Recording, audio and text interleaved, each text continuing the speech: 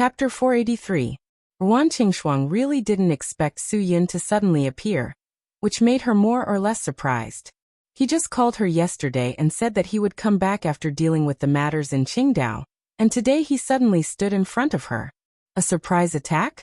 Ruan Qingshuang was sorting out some documents in the office, and there was a folding bed by the wall. It seemed that she really settled down in the office. Didn't you say that you would be back in 2 days? Su Yin nodded. I originally planned to, but when I thought of you sleeping in the office alone, I decided to come back early. You're guarding such a big hotel and you still want to rest in the office.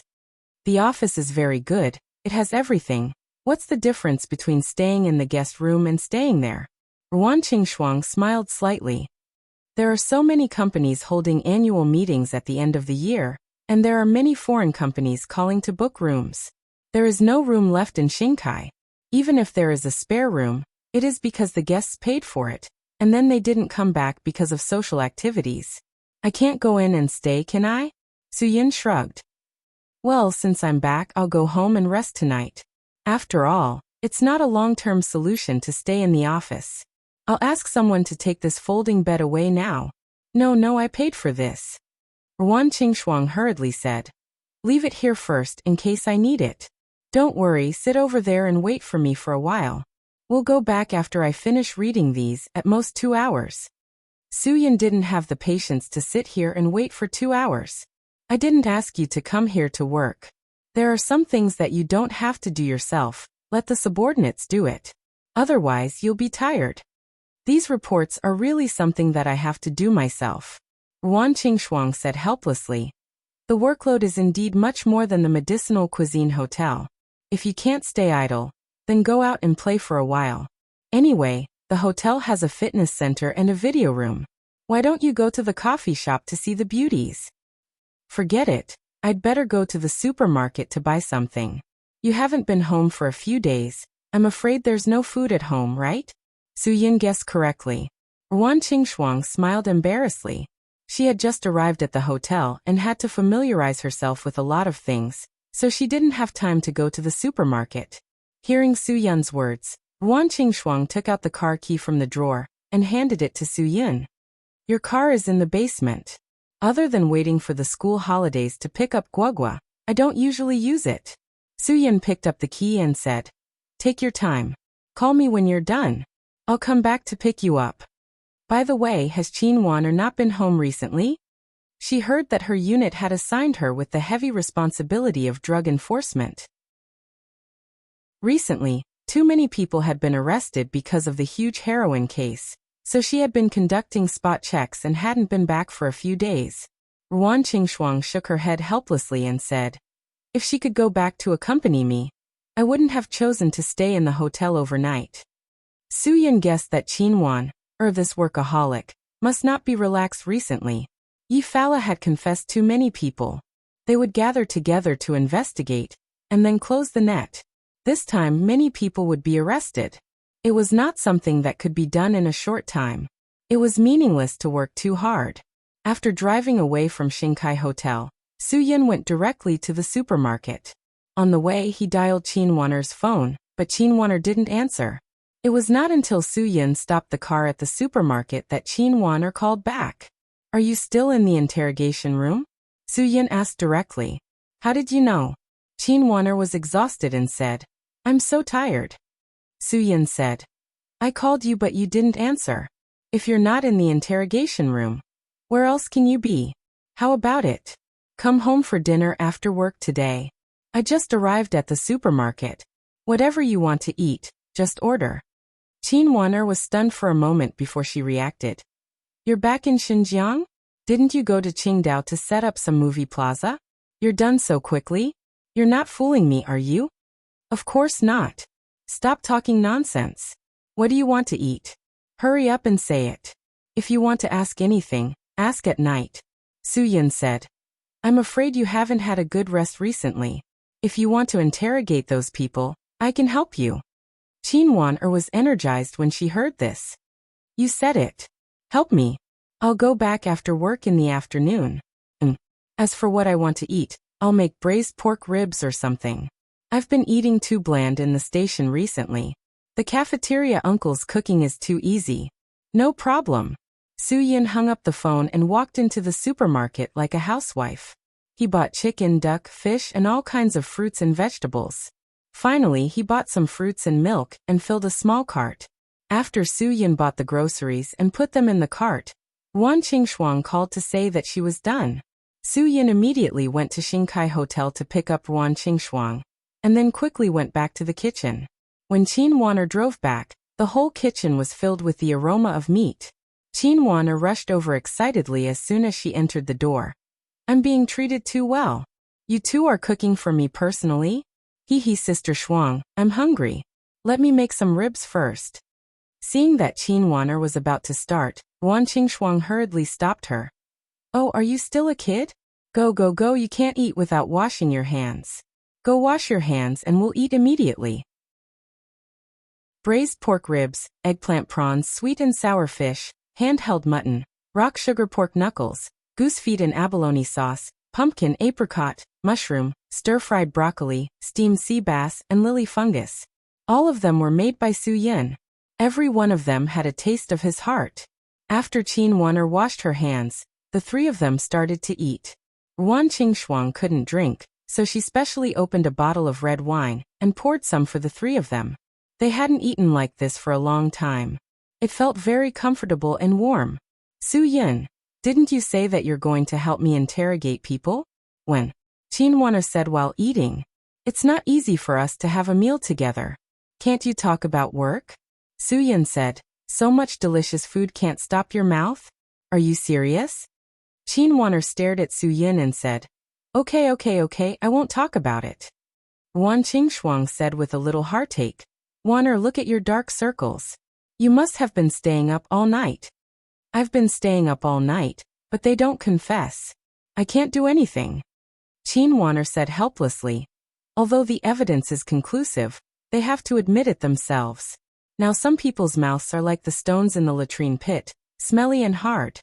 Soo-yin pointed at Qin Wan'er's bowl and said, We're still eating. Can you talk about something appetizing?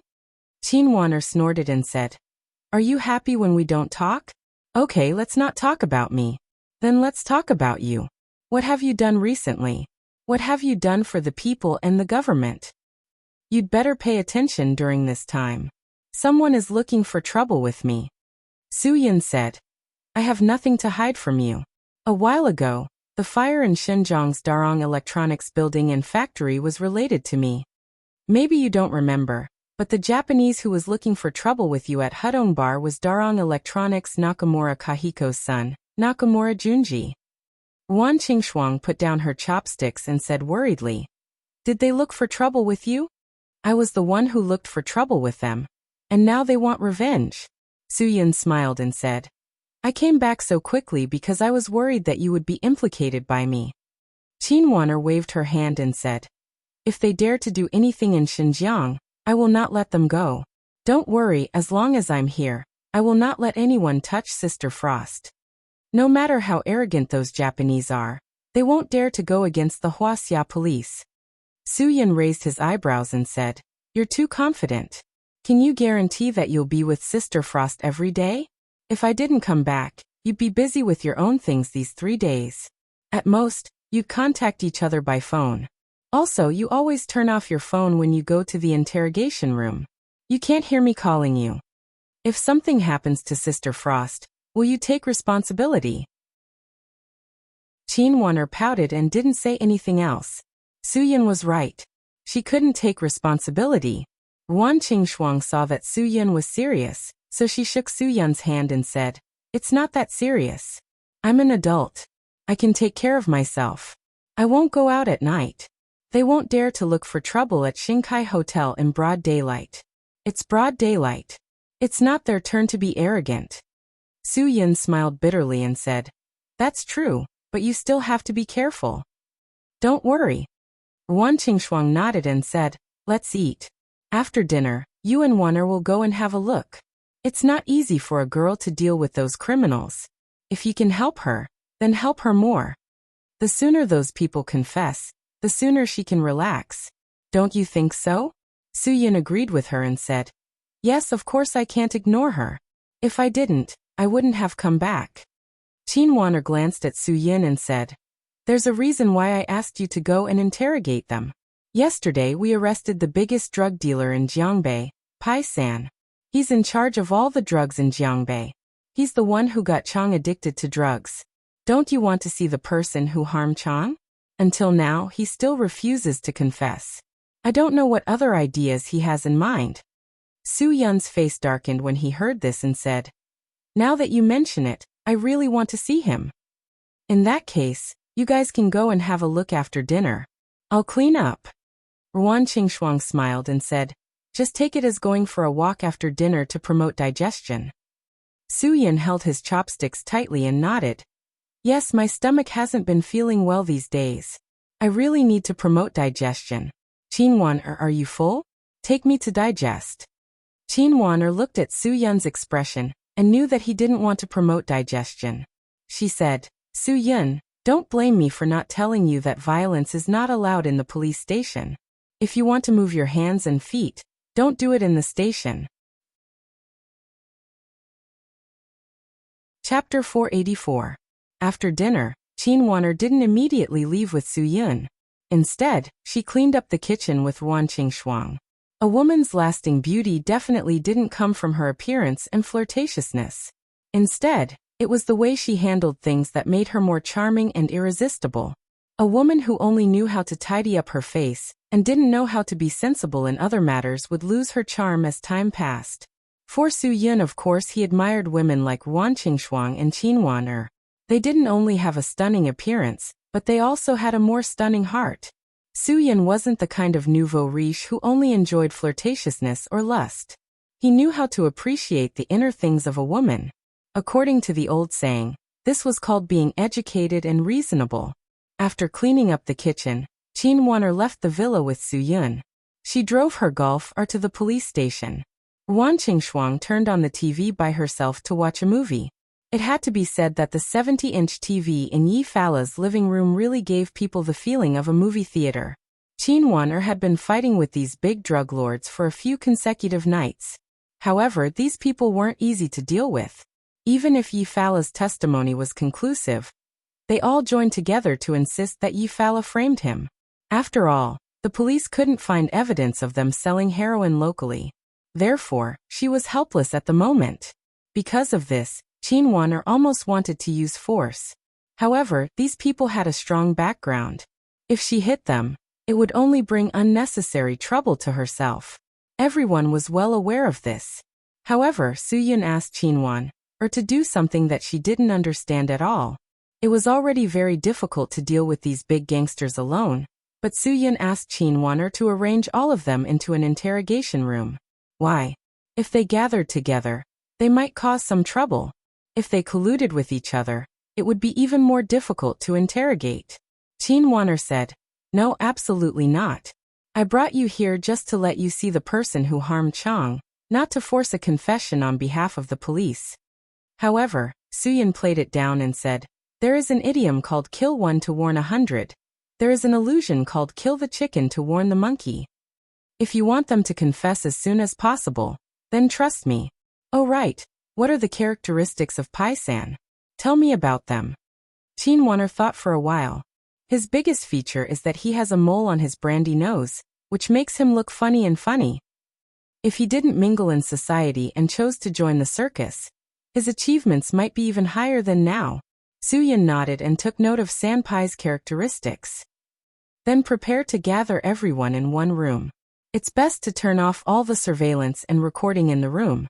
You don't have to worry about what I do. But I promise, I won't let them get anything on me." "You?" Qin Waner frowned and said, "Don't make trouble for me. Although I am the deputy director, I am not the one who is in charge here. Don't worry. I won't affect your career. I still hope that you can climb to a high position and become a chief police officer.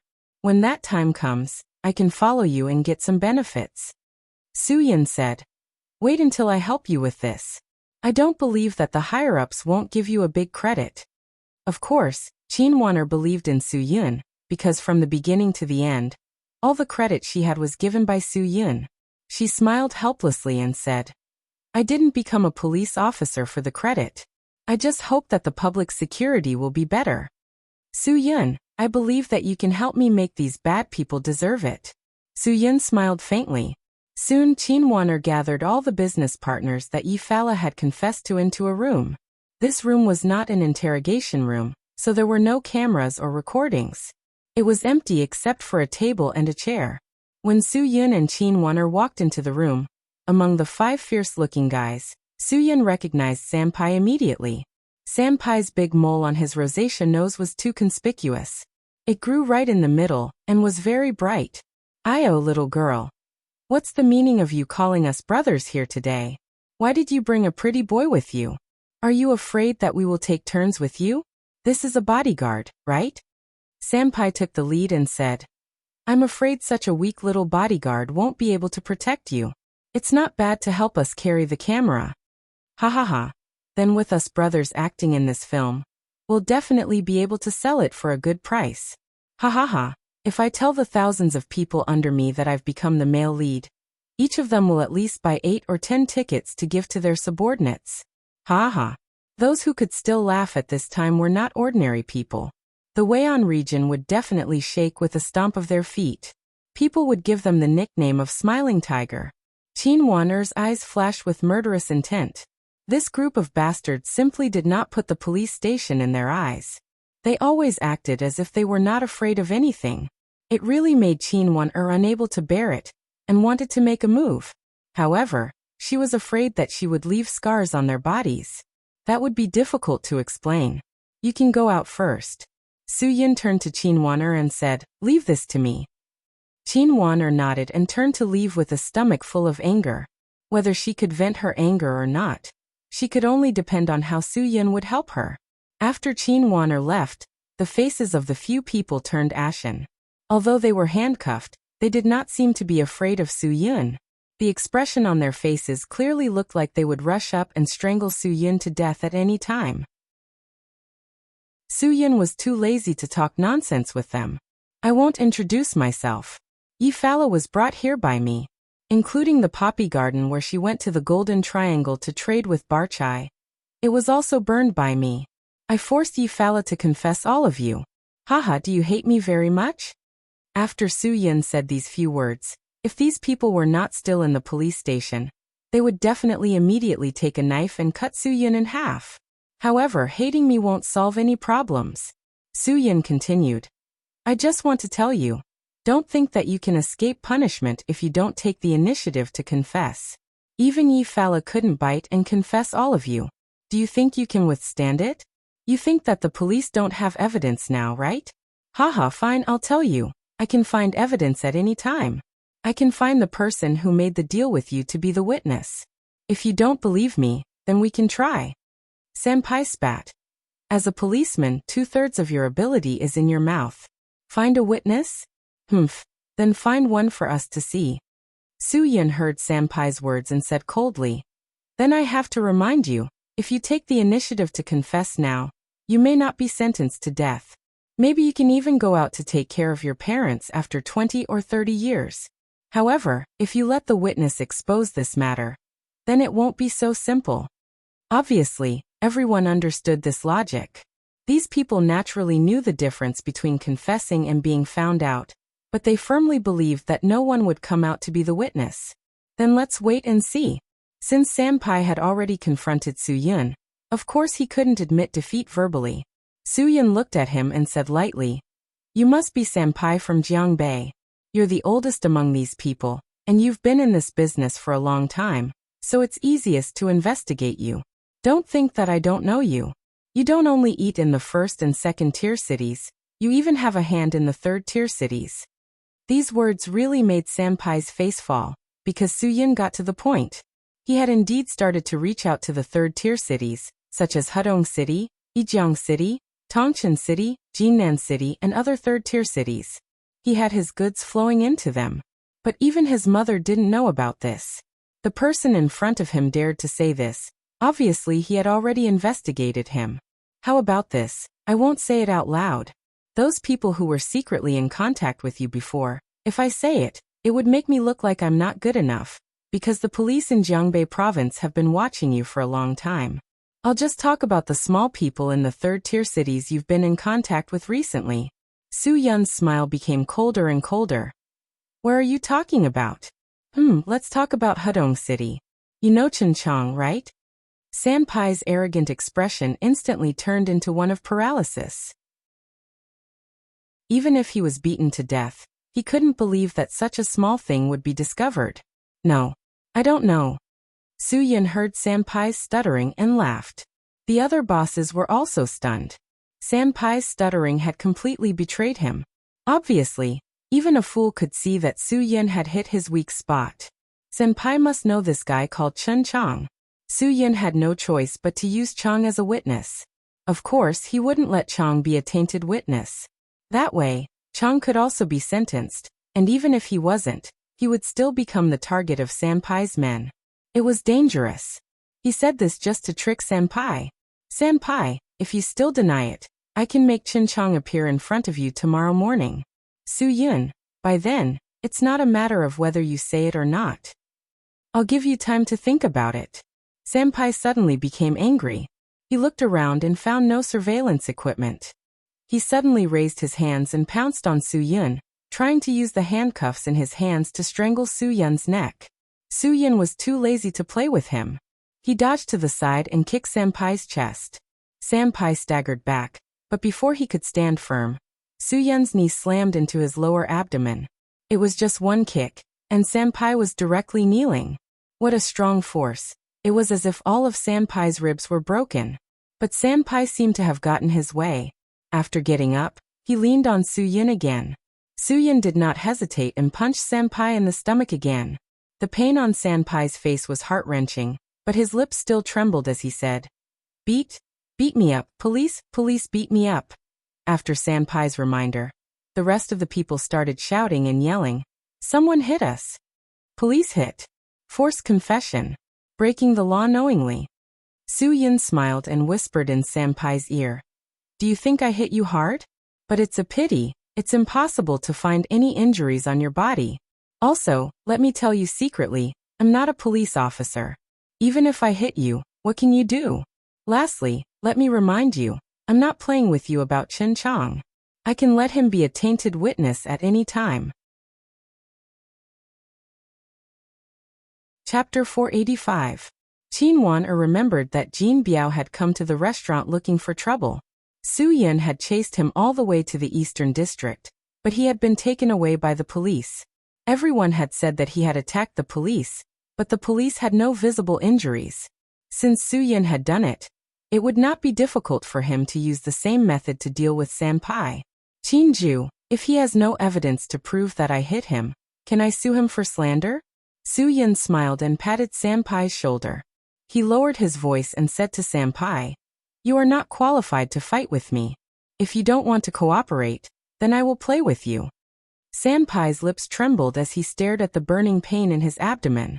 No matter how hard he looked, he couldn't see any bruises or swelling. If he said he was beaten up, even a 3-year-old child wouldn't believe it. This guy's methods were too powerful, but the others were still unconvinced in their hearts. They all pointed at Su Yun and shouted, saying that he was the one who beat up Sanpai. They even copied Su Yun's action of beating up Sanpai. Their faces were full of unwillingness. Of course, they were not helping Sanpai because he had been beaten. Although they had been on the road, they did not talk to each other. It was just that they did not like Su Yun's domineering attitude. Qin Wan glared at them. What are you yelling about? Shut up. It doesn't matter how loud you are. You hit him just because you said so? Is he injured? Even if he is pretending, he should at least make it look like he is injured. You should at least give him bruises to frame him. He is not injured at all. What are you yelling about? Qinju, leave the things here to me. You go do your thing. Su Yun smiled.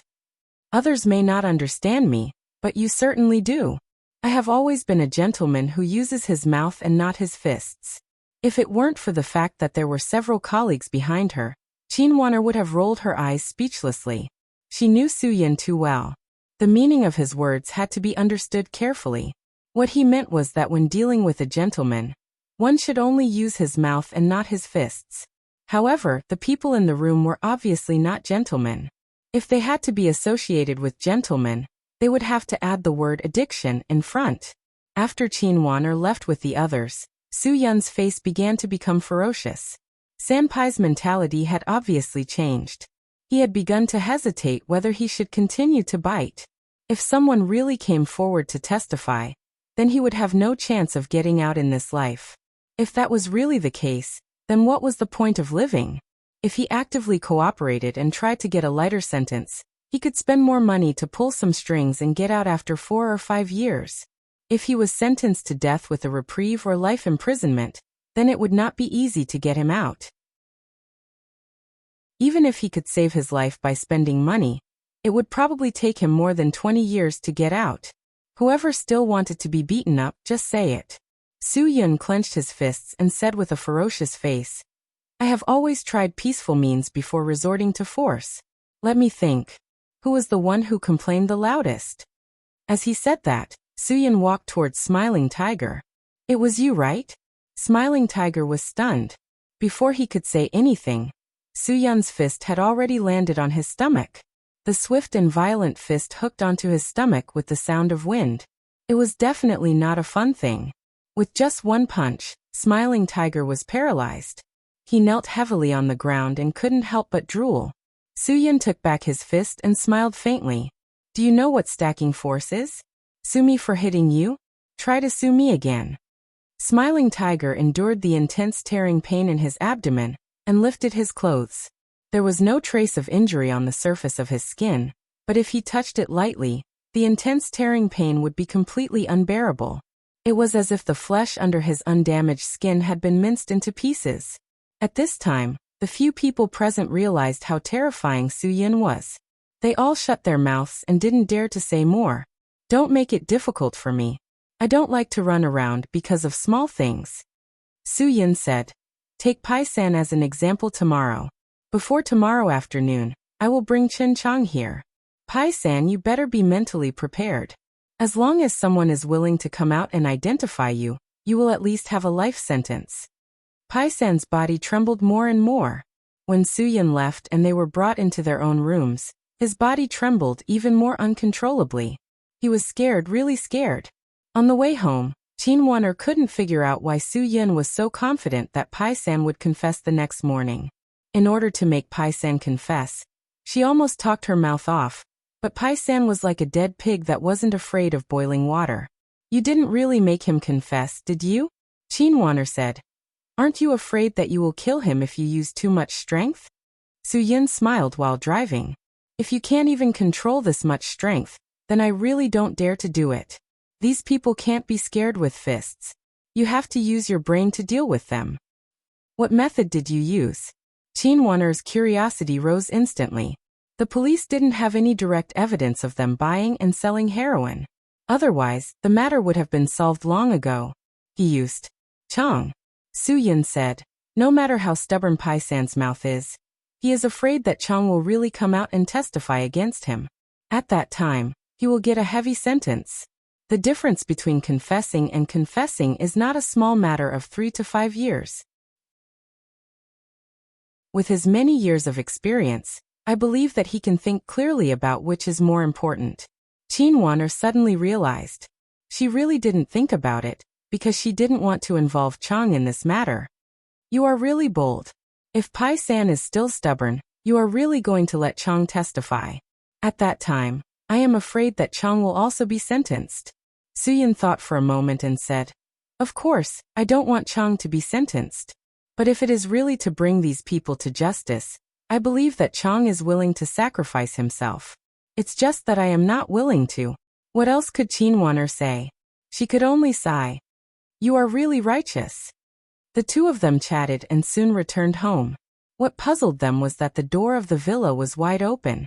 Su Yun suddenly felt an inexplicable panic in his heart. He knew that there must be trouble. As soon as the car stopped, Qinwan jumped out of the car. She saw a note on the door of the villa and quickly went forward to tear it down. Want people Yunming Mountain. After Qinwan finished reading, the color on her face suddenly became a lot worse. After she finished reading, Su Yun, who hadn't gotten out of the car yet, quickly backed out. With a beautiful drift, he quickly entered the destination on the central control navigation and stepped on the gas pedal. Qinwan only heard Su-yin say, "Wait for me at home." Then he disappeared directly. The taillights quickly disappeared in the vast darkness of the night. Qinwan was so angry that she stomped her foot. Sister Frost was in trouble. How could she sit at home alone? Looking at the note in her hand again, Qinwan fiercely clenched the note into a ball. Just as she was thinking about what to do, she looked back and saw Su-yun's black Porsche Cayenne. Qinwan immediately ran into the room and searched the coffee table drawer and Su-yun's room. Finally, she found another key in the drawer of Ruan Qingshuang's bedside table. Based on her temper in the past, Qinwan would have called the police. However, after a long time of being with Su-yun, she decisively gave up the idea of calling the police. There were some things that Su-yun liked to deal with in private. Obviously, Su-yun had just asked her to wait at home instead of calling the police, which explained his intention. She was afraid that if she went alone, Su-yun would be angry, right? If she called the police, Su-yun would be even angrier. Qinwan quickly got into the car and set the destination. She stepped on the gas pedal and directly chased after Su-yun. Su-yun and Qinwan had not been to Yunming Mountain before. However, people who liked to play with cars knew that it was the most exciting mountain road in Xinjiang. The mountain road was steep, with a hairpin every 20 meters. The height difference could be more than 1.5 meters. The road was very narrow and had 2 lanes. Moreover, there were terrifying 5 consecutive turns. All the turns were very urgent. If the car's speed was above 40 kilometers per hour, it was very likely that it would cause an accident if it bumped into the opposite car. Many people who liked to play with cars said that going to the mountain road would not show the real performance of their cars. In fact, they were afraid that something would happen on the mountain road. Therefore, there were not many people who dared to organize a race there. Basically, as long as there was a race, something would inevitably happen. If it was not death, it would be injury. Su-yun's driving speed was very fast. He had already thought about it. At this time, the person who took away Ruan Qingshuang at this place must be someone arranged by Nakamura Kahiko. He should not have been careless before. He should not have left Ruan Qingshuang alone in that place.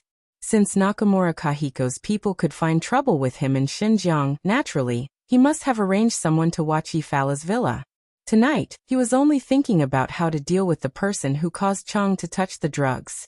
He forgot about the potential danger around the villa. This was not a mistake that Su-yun should have made. If he wanted to blame someone, he could only blame himself for thinking too much. He still thought that if he had time tomorrow, he would go and find Yumarin again. He could not deal with his sudden coma. Now that he could not find the old man, he could only ask Yumarin for help. Because there were too many things in his mind, Su-yun ignored the potential danger.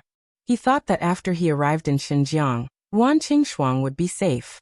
In fact, if he arrived and could not let Ruan Qingshuang be with him, then it would bring greater danger to Ruan Qingshuang.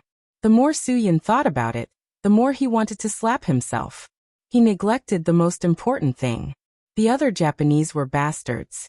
If something happened to Ruan Qingshuang, Su-yun would blame himself for the rest of his life. This was a completely unforgivable stupid behavior. Su-yun stepped on the accelerator even harder. He approached Yunmingshan little by little. He could no longer care about the potential danger in the night. There was only one thought left in his mind. Chapter 486. By the time Su-yun arrived at the foot of Yunming Mountain, the sky was already completely dark. There was not a single ray of light on the entire mountain road. It was eerily quiet. However, it was not up to him to decide whether to go or not. Even if he was tricked and made a wasted trip, he could only confirm it when he reached the top of the mountain. The mountain road here was indeed unusually steep and dangerous. Because the car was too fast, every turn was especially dangerous. If it wasn't for the fact that Su-yun's car was small and easy to control, and that the four-wheel drive had more grip, he might have already flipped over the mountain. The mountain road was flat, but it was dangerous because it was too steep and narrow, and there were no railings along the way. It was no wonder that there was no one on the mountain road at this time. Su-yin tried his best to control the speed of the car within a range that he could control. However, when the car was halfway up the mountain, two headlights suddenly lit up, and Su-yin's vision went blank. An ambush! By the time Su-yin realized this, a crazy off-road vehicle had already slammed into Su-yin. There was only one outcome for Su-yin, and that was to be knocked off the cliff. At the critical moment, Su-yin suddenly changed the direction of the car and drove the left wheel onto the mountain wall, reducing the area that the car occupied on the road. The crazy off-road vehicle missed and slammed on the brakes to stop the car. Su-yin did not hesitate to put the car into reverse gear and slammed it backward. With a loud bang, the off-road vehicle that had just stopped fell off the cliff under Su-yin's impact. This kind of suicidal ambush was indeed terrifying. This group of Japanese was really crazy. Su-yin quickly breathed and adjusted his heartbeat. Although the front and back bumpers of the car were beyond recognition, and the left door was severely scratched from driving into the mountain wall just now, at least it was much better than being knocked off the mountain by the car. Su-yin could not imagine how many more ambushes there would be on the way to the top of the mountain, but in order to save people, he could only grit his teeth and face it.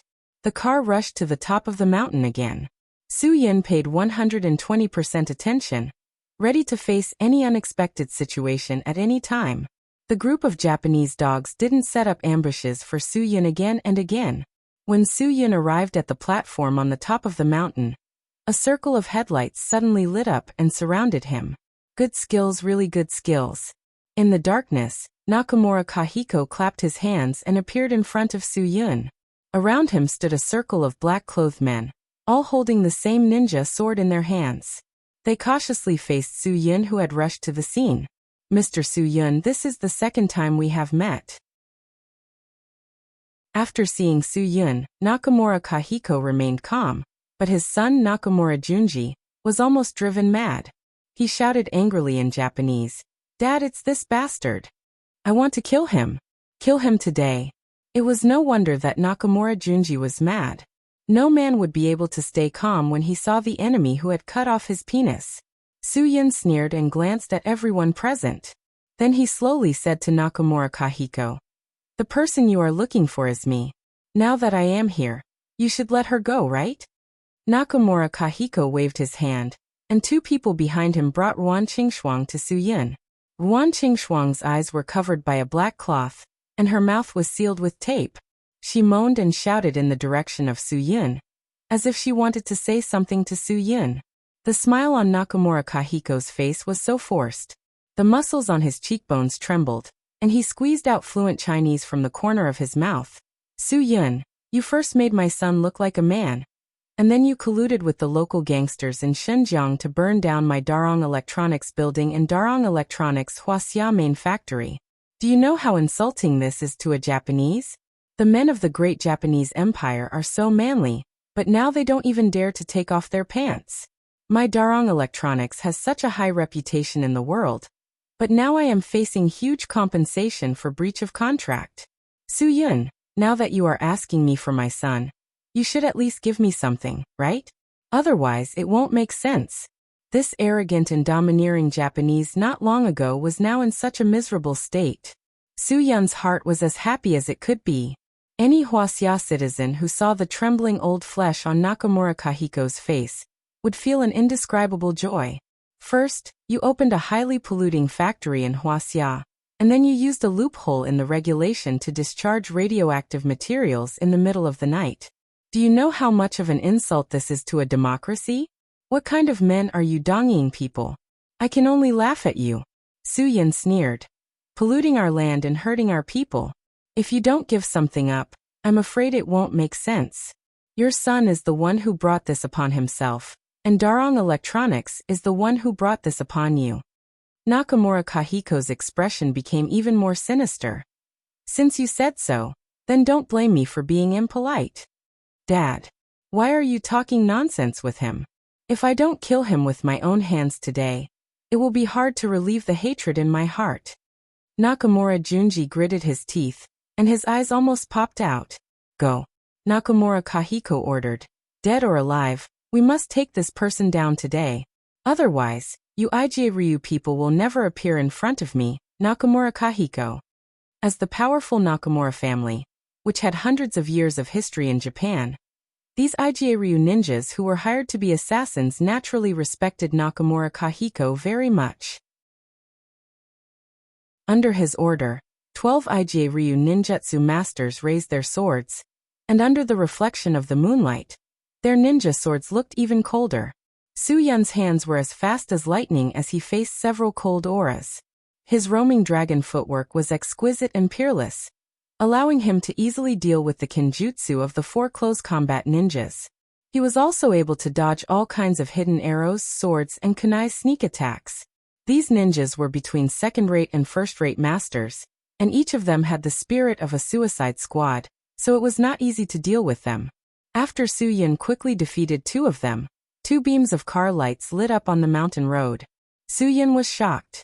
What he was worried about had really come. Qin Wan'er did not listen to him and obediently wait for him at home. What was going to come still came. Humph, it seems that you are not fighting alone. You have helpers? All right then, I'll let your helper die with you. The smile on Nakamura Kahiko's face became more and more sinister. Seeing that Su-yun was able to deal with the 12 ninjutsu masters he hired with a lot of money, he began to feel angry. Nakamura Junji stood behind Ruan Qingxuang with a short sword in his hand. After several eye contact with Su-yun, he felt a strong murderous aura from Su-yun, which made him feel a chill in the bottom of his heart. He did not want to admit that he was afraid, but his weak legs had already told him the cruel reality of the situation. Su-yun's left hook and right leg quickly gained the upper hand in this 1 versus 12 battle. He had to deal with these people before Qin Wan'er arrived at the top of the mountain. He was sure that he could save Ruan Qingxuang when she was threatened, but he was not sure if he could save both Ruan Qingxuang and Qin Wan'er at the same time. Nakamura Kahiko was an old fox. He saw Su-yun's thoughts at a glance and suddenly ordered, "Go and catch the people in the car below first." After receiving the order, 2 of the 12 ninjas quickly pulled out and ran toward the car lights on the mountain road. Su-yun wanted to chase after them, but he was directly surrounded by the remaining 10 ninjas. More than a dozen ninjutsu masters used brass knuckles for close-range attacks, ninja swords for mid-range attacks, and shurikens for long-range attacks. All of a sudden, they all greeted Su-yun. Su-yun had no problem protecting himself, but he did not have a chance to save Qin Wan'er. "Su, do you think you are qualified to be distracted? Believe it or not, I will kill her first." Nakamura Junji shouted loudly. Su-yun's heart suddenly exploded. Originally, he really did not want to kill them, but they pushed him too far. Facing the sudden attack of the ninja swords, Su-yun did not choose to dodge. Instead, he went forward and clasped the ninja's wrist. Suddenly, he turned sideways and stabbed back, directly penetrating the chest of the person who attacked him from behind. Immediately afterward, Su-yun fiercely pushed the ninja sword-wielding ninja to the right side. The ninja's brass knuckles were fierce and powerful, directly grabbing the ninja sword-wielding ninja's throat. Suddenly, 2 people fell to the ground, making the other 8 ninjas realize that the situation was serious. The man who was able to fight with them was not attacking with full strength at all. Since the other party wanted to kill them, the 8 Iga-ryu ninjas took out a red pill from their pocket and swallowed it. Although they attacked again with their swords, their speed and strength were greatly increased by a level. Su-yun knew that they must have taken a forbidden medicine similar to the yin-yang pill. It could increase their strength in a short time, but it had very strong side effects. The 8 ninjas who had taken the forbidden medicine stared with bloodshot eyes and surrounded Su-yun again. Although Su-yun did not quickly fall into a disadvantage, he had already lost his previous opportunity and could not take advantage of them. If there was someone who could watch from the outside to help him, then he would have no doubt that it would be settled. At this time, the person closest to Su-yun suddenly fell to the ground. Su-yun vaguely heard the sound of a sharp weapon cutting through the night sky. His momentum suddenly exploded. He turned around and swept a beautiful whip kick at a person. Then, he took the ninja's sword from another person's hand and fiercely cut the neck of the person who fell to the ground. It was another beautiful double kill. As the ninjas who could fight with Su-yun fell to the ground, Nakamura Kahiko and Nakamura Shunji's faces began to turn pale. Fortunately, after the last ninja fell to the ground and was directly stabbed in the chest by Su-yun, The remaining two ninjas brought Qinwan'er to them. Suyin, if you don't stop, don't blame me for being rude to them. Nakamura Kahiko said sternly. I know you are a master, but don't overestimate yourself. You can save one, but you can't save the second. On Nakamura Kahiko's left stood Qinwan'er, who was being controlled by two ninjas. On his right was Ruan Qingshuang, who was being controlled by Nakamura Shunji. At this moment, Suyin only had a four-pointed ninja dart in his hand. Obviously, he could not take care of Nakamura Shunji and the other two ninjas at the same time. Qinwan'er was stunned. At first, she thought that she should have come, but now she realized that it was better for Suyin if she did not come. She actually wanted to say sorry, but in the end she did not say it. Now, she was only left with regret. Not only could she not help, but she also became a burden. Chapter 487. Realizing that he had regained the upper hand at the last moment, Shunji Nakamura's originally frightened face began to return to its original color. His laughter was even more ear-piercing than a night owl's. Suyin, in the end you still have to listen to us obediently. Let me tell you, we don't only have these two women in our hands. We also have one big girl and one small girl in school. There are also people arranged by the Nakamura family. Today, I will let you have a taste of what it feels like to have nothing. Today, I will return the humiliation you brought to Darai Electronics 100 times, 1,000 times to you. Suyin knew very well who Shunji Nakamura was referring to. Of course, he was referring to Cho Yun and Guogua. After hearing this news, Ruan Qingshuang and Qinwan'er's faces became even paler. However, Suyin was not moved. Just now, when Qinwan'er suddenly appeared, Nakamura Kahiko left 10 people behind to deal with Suyin. He only sent 2 of them to capture Qinwan'er. This clearly showed that Nakamura Kahiko valued Suyin and looked down on the others. Since the big girl and the small girl in school were both girls, Suyin dared to conclude that he would not send more than 2 people to deal with Cho Yun and Guogua. After all, Guogua was just a child. No one would care too much about how difficult it would be to deal with a child. However, he neglected Cho Yun, who was the violent fox venerable. Back then, when he caused a ruckus in the Japanese shrine, 2 ninja masters were unable to do anything to him. The level of Nakamura Kahiko's group today was probably not at the level of a jounin. At most, they were a high-level Chunin combat team with the strongest combat power among the various ninja sects in Japan. If Suyin guessed correctly, the people who would deal with Cho Yun and Guogua might be the weakest 2 people in this high-level Chunin combat team. Therefore, Suyin was not worried about Cho Yun's safety at all. After all, Cho Yun was a first-class master and was not an ordinary person. It should not be too difficult for her to deal with 2 mid-level ninjas. Nakamura Kahiko saw that Suyin was thinking about something, so he sternly stopped him. He was worried that Suyin would come up with an idea to kill 2 birds with 1 stone. Suyin, do you think you have any other way? Let me tell you this, since things have come to this point, we have no way out. If you want to resist, you can only save one of these 2 women. If one lives, the other will die with him. If you don't surrender, then make a choice. Nakamura Kahiko's Kahiko. Although this old fox did not guess Suyun's thoughts, he guessed Suyun's strength. Hearing Nakamura Kahiko's words, his son could not help but hide his body behind Ruan Qingshuang. The remaining 2 people in the high-level Chunin combat team could not help but retreat a little, but after all, the 2 of them were controlling Qinwan'er at the same time. It was impossible for them to hide behind a woman like Shunji Nakamura. Nakamura Kahiko saw Suyun's hesitation and thought that he had grasped Suyun's weakness. I can see that these 2 women care about you very much. They both like you very much. This kind of love is great. It depends on who you care about. I think, if you save one of them, the other one will forgive the other, right? Ruan Qingshuang and Qinwan'er had a dagger on their necks. As long as Suyin made a move, one of them would definitely be killed. Ruan Qingshuang struggled to make sounds with her taped mouth. Although her words could not be heard clearly, Suyin was sure that she wanted him to save Qinwan'er. Shut up. Shunji Nakamura panicked. At this time he was most afraid that the hostages around him would affect Suyun's judgment. He hoped that Su Yin would surrender and let him torture him. In the end, he would not let these two women go. Even if he was no longer a man, he would not let them go so easily. Qin Wan'er also knew Ruan Qingshuang's intention. She immediately struggled and said, "Don't worry about me. Save Sister Qingshuang." Seeing that the two women were not afraid of death, Nakamura Kahiko was furious. "Su Yin, these two women are willing to die for you. You must be very happy, right? Then it must be more painful for you to choose. Throw away the dart in your hand. Otherwise, don't blame me for being rude." Attack. Su Yin made his choice at the last moment. He suddenly shouted into the air. The moment Shunji Nakamura peeked his head out, he suddenly attacked.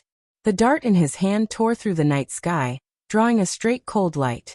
With a poof, it pierced into the center of Shunji Nakamura's head. Of course, Su Yin did not make this choice because he cared more about Ruan Qingshuang than Qin Wan'er. It was also not because he panicked. He had thought about it carefully. If he wanted to kill two birds with one stone, he had to make the right choice. He had to think clearly and determine who the person who was secretly helping him would attack. Otherwise, if they had the same target, the result would still be terrible. Obviously, Su Yin had made the right decision. Because he was not sure where the person who was secretly helping him was. He was not sure if he had a good angle to kill Shunji Nakamura, who was hiding behind Ruan Qingshuang. However, he had enough vision to deal with the two ninjas who were controlling Qin Wan'er. Moreover, Su Yin only had one dart in his hand. He had to kill two people with one strike. If he forcibly attacked to save Qin Wan'er, he could not rule out the possibility that one of the ninjas would be able to dodge. Therefore, after careful consideration, Su Yin made a decision that he would not regret. Because the moment he attacked Shunji Nakamura, the two ninjas who were controlling Qin Wan'er also fell to the ground. After all, Qin Wan'er was someone who had experienced big scenes. After she was freed, she quickly ran to Ruan Qingshuang and hurriedly helped her remove the black cloth covering her eyes and the tape on her mouth. Without waiting for Su Yin to invite her, a figure flashed out from the shadows of the trees on the top of the mountain. His footwork was exquisite, comparable to Ling Bo. The man stepped forward, grabbed Nakamura Kahiko, and slammed him against the front of a car. "You want to run?" he thought. "It's too late." Not only Su Yin, but even Ruan Qingshuang and Qin Wan'er looked at the guy who suddenly appeared in front of them with surprise. He was about 1.78 meters tall, had a handsome face, and wore simple and neat clothes. He looked very refined and dry. Su Yin was stunned for a moment before he said, "Thank you, friend. How should I address you?" The young man smiled slightly. "Yanlong is really good. You are a member of the IGA Ryu Senior Chunin Combat Team, and you are all the best among the Chunins. However, even if you take some kind of forbidden drug, you still can't be hurt." Admirable, admirable. Being able to say the name Yanlong was enough to surprise Su Yin. After he left Dragon's Fury, he had been low-key enough. Could it be that they were also targeting them because of Guogua? Su Yin gasped. Although the other party looked young, his strength was absolutely not to be underestimated. "If it weren't for your help just now, I'm afraid I would have died under these people's swords." Su Yin said lightly, "Since you know who I am, can you also introduce yourself? Today's favor, I will definitely repay it in the future." The young man shook his head. "I helped you not to let you owe me a favor, but because you helped me before." Su Yin was stunned for a moment. He didn't know if it was because it was dark, but no matter how hard he looked, he couldn't remember where he had seen this young man. "Have we met before?" "More than met," the young man said, suddenly turned around and changed the topic to Qin Wan'er.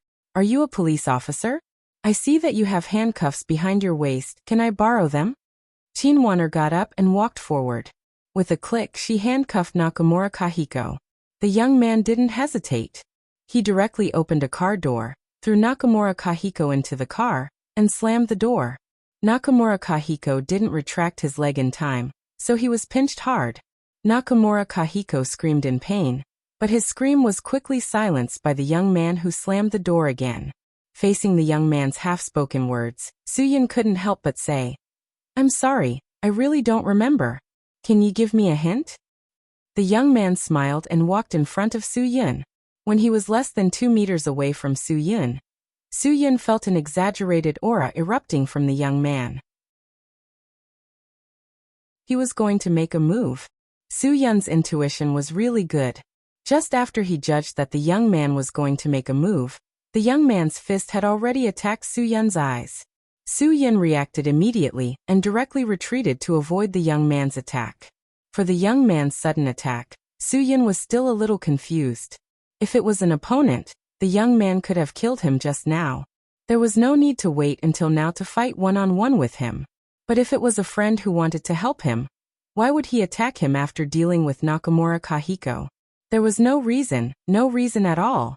Su-yun couldn't find a reason for the young man to do this. This was the most inexplicable thing. Seeing the two suddenly fighting, Wan Qingshuang was shocked. When she was about to stop it, Qin Wan'er stopped her. Qin Wan'er knew that the young man was definitely not a bad person. Although he attacked Su-yun, he shouldn't have any malicious intent. Friend, there shouldn't be any conflict between us, right? Su-yun stepped back to avoid the young man's attack. He stopped and asked, if there is something between us that can't be explained clearly, you can tell me. Is there any misunderstanding? Don't hurt our friendship because of misunderstandings. The young man smiled slightly. I'm afraid it has already hurt our friendship.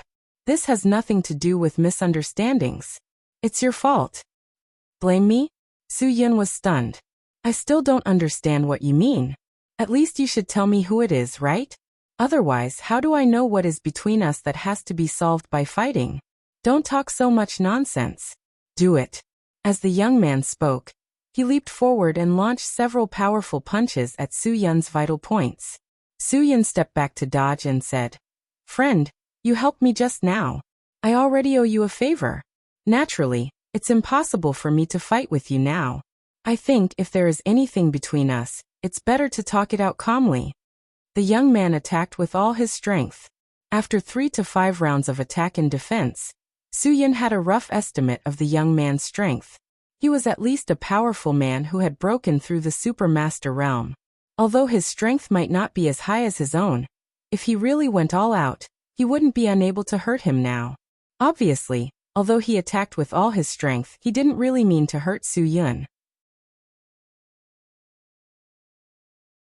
Chapter 488. When the young man saw that Su-yun was on full defense and had no intention of fighting back, he seemed to feel bored and stopped his relentless attacks. Why don't you fight back? If you don't fight back, it won't be fun. Even if I win, it won't be a fair fight. Su-yun smiled faintly. This young man was really confident. After exchanging so many blows, this young man should have understood that with his strength and skills, he would not be able to defeat Su-yun. He only said that because he could not take advantage of Su-yun. This kind of mentality was called sour grapes when one could not eat them. If you don't make a move, I'll keep pestering you. I don't believe that you won't be annoyed at some point. The young man rested for a while and showed his moves again. It seemed that if Su-yun didn't make a move, there was a knot in his heart that he couldn't get over. I just want to see how you can beat me up if you make a move. At least I believe that I can at least fight back. As soon as he said that, the young man suddenly swept his leg rapidly. Su-yun quickly took a step back and felt a gust of wind blow past his face. This kid's kick is really ruthless. If I get kicked, I'll definitely be swollen like a pig's head. It seems that the other party really won't cry until he sees the coffin. Then let's play for real? Bring it on. Who's afraid of who? Let's see if he'll still be stubborn after being beaten up. Su-yun raised his eyebrows. I've seen beggars and beggars, but I've never seen anyone begging for a beating. You really remind me of someone. As he spoke, Su-yun's expression froze. He carefully looked at the young man in front of him, and was stunned for a moment. When the young man saw Su-yun's stunned expression, he seemed to suddenly feel enlightened. Brother, I really thought that you had forgotten about me. It seems that you still remember me. You. Su-yun was such a tough man. Since he joined the Dragon Fury team, he didn't know what tears were. Unexpectedly, his eyes turned red in an instant. But a tough man had a tough character. His red eyes didn't tear up and return to normal. You're asking for a beating. I should have known it was you. Brother. The young man's cry was filled with sadness, excitement and gratitude. Su Yun stepped forward and hugged the young man's neck. Pigeon, it's been 10 years. I didn't expect you to have grown so big. Just a second ago, they were still fighting. Now they suddenly felt like old friends, like brothers who hadn't seen each other for many years. It really made Ruan Qingshuang confused. Qinwan was not surprised. This person had just saved her in the dark. He was definitely not an ordinary person. It was not strange that such a monster knew Su Yun. Why are you here? Su Yun was very surprised. When Su Yun was 10 years old, he had undergone extreme training in Dragon's Fury. It was at that time that the 5-year-old Lin Gu was brought into the Dragon Brigade. No one knew what his identity was. Su Yun only knew that he was like him. He was brought by Wang Yi. Then, like him, he was thrown into the Dragon Brigade to receive an unforgettable childhood. Lin Gu was a loner. When he came to Dragon's Fury, Hua Xiaolu and Gong Sunlong were only 7 or 8 years old. They hadn't been thrown into the adult training team like Su Yun. However, their daily training was definitely not that easy. Therefore, the little brothers encouraged each other, supported each other, and supported each other. Only Lin Gu stood out from the crowd. He was the youngest and couldn't complete many tasks on time. But the discipline of the army was that if one person made a mistake, the whole team would be punished. Because little Lin Gu couldn't complete the tasks, the others would always be punished. But the others who were used to this pattern didn't blame him, especially Hua Xiaolu. He could understand Lin Gu. When he first came to the Dragon Brigade, he always dragged Su Yun down with him. But Su Yun never blamed him. But when Hua Xiaolu comforted Lin Gu didn't buy it. He thought that Hua Xiaolu was looking down on him and was deliberately embarrassing him. So he yelled at Hua Xiaolu. No matter how sensible Hua Xiaolu was, he was still a 7-year-old child. Of course he wouldn't buy it. He immediately turned hostile and fought with Lin Gu. Because this was a child's matter, Wang Yi purposely arranged for Su Yun to deal with it. Because Su Yun, who was only 10 years old, had already shown his leadership skills. Although this was a small matter, it could also train Su Yun's ability to deal with things. When Su Yun pulled the two apart, Lin Gu was beaten black and blue, but not a single drop of tear fell. On the other hand, Hua Xiaolu, who was beaten less, grimaced in pain. His eyes were filled with tears. Su Yun didn't ask anything. He said to Hua Xiaolu, "No matter who is at fault, you have to apologize. Because you came here earlier than him. You know the rules here earlier than him. You understand what discipline is better than him. You are older than him. You are more powerful than him. So, you have to admit your mistake first." Hua Xiaolu also grew up behind Su Yun's, but since he came here, so he naturally didn't dare to disobey Su Yun's words. He immediately apologized to Lin Gu. But Lin Gu didn't have any intention of forgiving Hua Xiaolu. He felt that he was always at a disadvantage. He stepped forward and scratched Hua Xiaolu's face. Even so, Hua Xiaolu didn't say a word. Because at this moment, Su Yun was standing in front of him. He believed that as an older brother, Su Yun would definitely give him justice. Sure enough, Su Yun didn't say anything and kicked little Lin Gu out. After falling to the ground, Lin Gu rolled a few times before stopping. Surprisingly, Lin Gu didn't cry when he got up. Instead, he stared at Su Yun with wide eyes. Su Yun was only 10 years old at that time. Although he was mature and sensible, he couldn't handle everything. He shouted at Lin Gu, "Get up!" Hua Xiaolu was a younger brother who grew up behind Su Yun's butt. Seeing his younger brother being bullied, and even having his face disfigured, he naturally had to stand up. Even if the other party was a 5-year-old brat, he still had to teach him a lesson. Lin Gu obediently got up and walked straight to Su Yun. "Apologize." Su Yun continued to flip out. He pointed at Hua Xiaolu and said to Lin Gu, "Look at how you scratched his face? How are you going to find a wife in the future?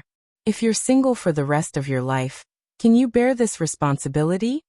As soon as he heard that he wouldn't be able to get a wife if his face was disfigured, Hua Xiaolu's face turned green with anger.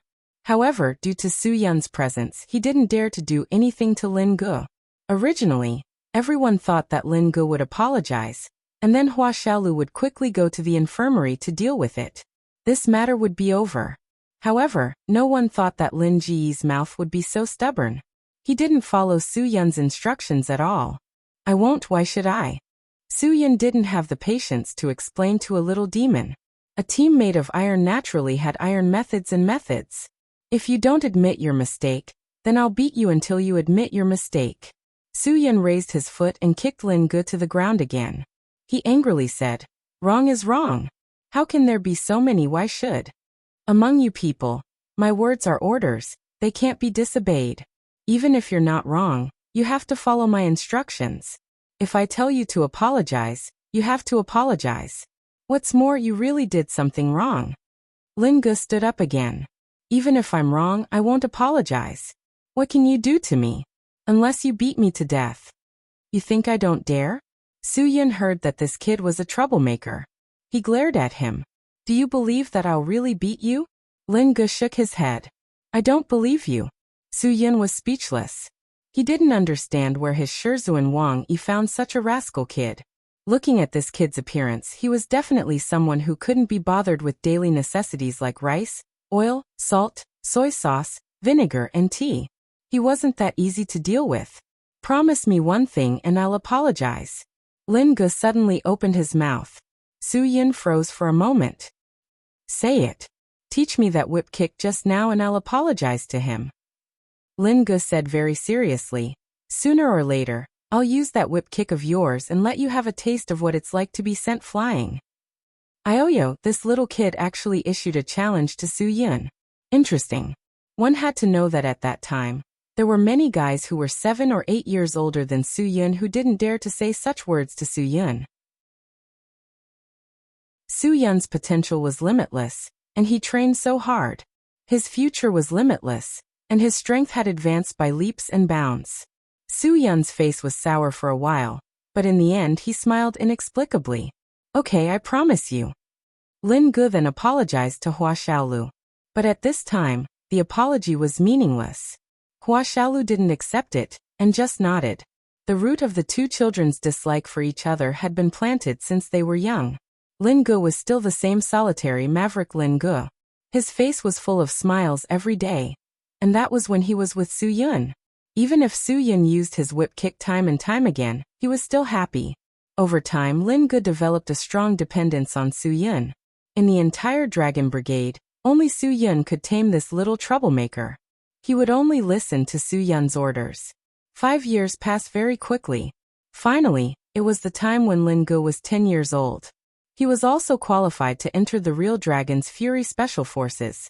In terms of the estimation of his talent, it actually exceeded everyone's expectations. He was only slightly lower than Su-Yun back then. He was actually a genius. The little prick that Su-Yun tossed around every day was actually a genius. This was definitely something worth celebrating for the entire Dragon Brigade. But for Hua Xiaolu, this wasn't something worth celebrating, because he had always been on bad terms with him. The fuse had been planted, and the bomb would explode sooner or later. Although it had been 5 years, Lin Ge and Hua Xiaolu still fought over a small matter in the restaurant. In the beginning, the two were evenly matched, but in the end Lin Ge sent Hua Xiaolu flying with a beautiful whip kick. Lin Ge was 2 years younger than Hua Xiaolu. This made Hua Xiaolu feel bad. The fight between the two escalated, but for the sake of discipline, the two still stopped. They agreed to have a one-on-one fight on the rooftop after the meal. If one of them didn't beg for mercy, then the matter wouldn't be over. No one knew about the agreement between the two, or else the incident wouldn't have happened. Hua Xiaolu lost his footing and fell downstairs. After hitting the back of his head, he was in a coma for half a month. In the short period of time before he woke up, Lin Ge was sent away by Wang Yi. The reason was simple. This child's personality wasn't suited for this place. This wasn't his home. He wasn't suited for the group. Just like that, Lin Ge, who had been begging for a beating in front of Su-Yun for 5 years, was sent away. For the next 10 years, Su-Yun didn't hear any news about Lin Ge. What he didn't expect was that Lin Ge would actually appear in front of him at this time, and in this state. His transformation caught Su-Yun a little off guard. It was inevitable that he wouldn't recognize him. Chapter 489. Lin Ge smiled. "Brother, I didn't appear in front of you to look for you. When I saw someone driving up, I couldn't have guessed that it was you. It wasn't until I saw you make a move that I was sure it was you. Otherwise, I wouldn't have helped you. After all, it's hard to be a good person when you're related to that old fox. There were too many things that Soo-yin was curious about. Then why are you here?